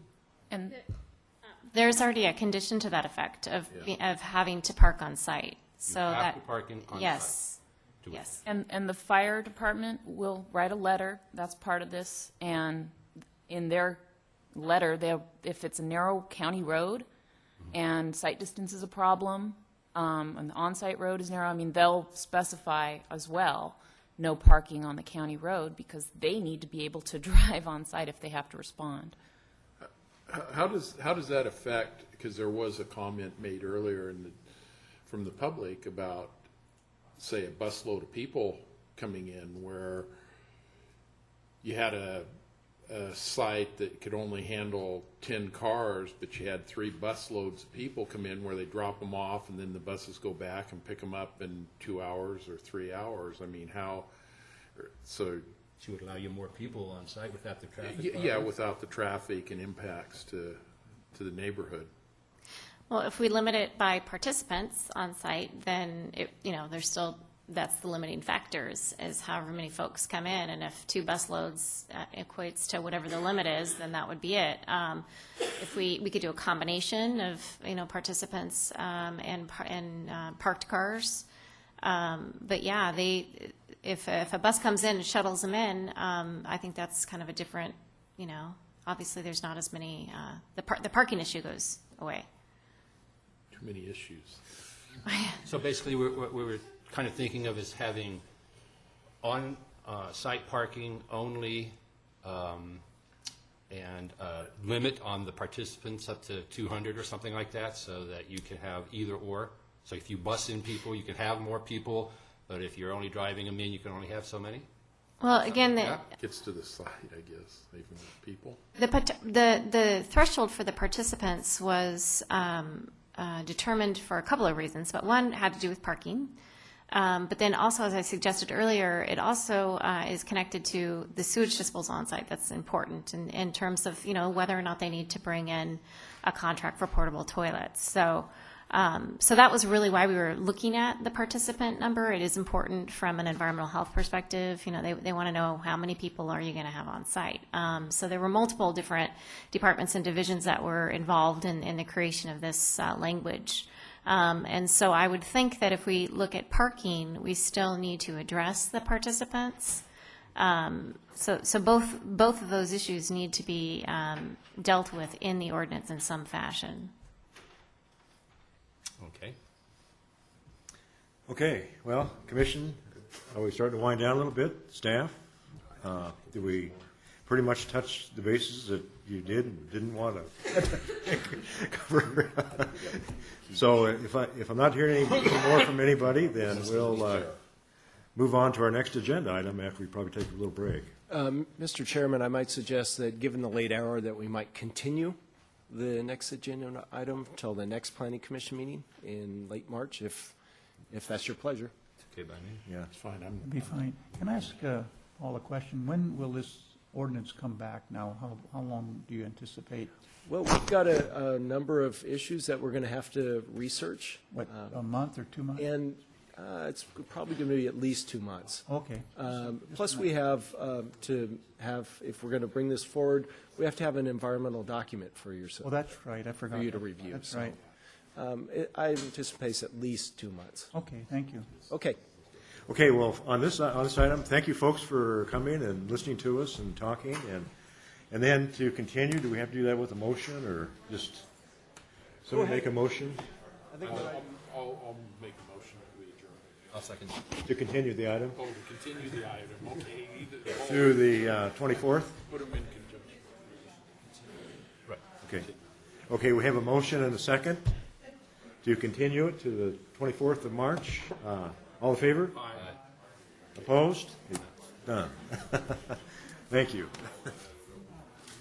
So, unless there's something for the good order, We're done.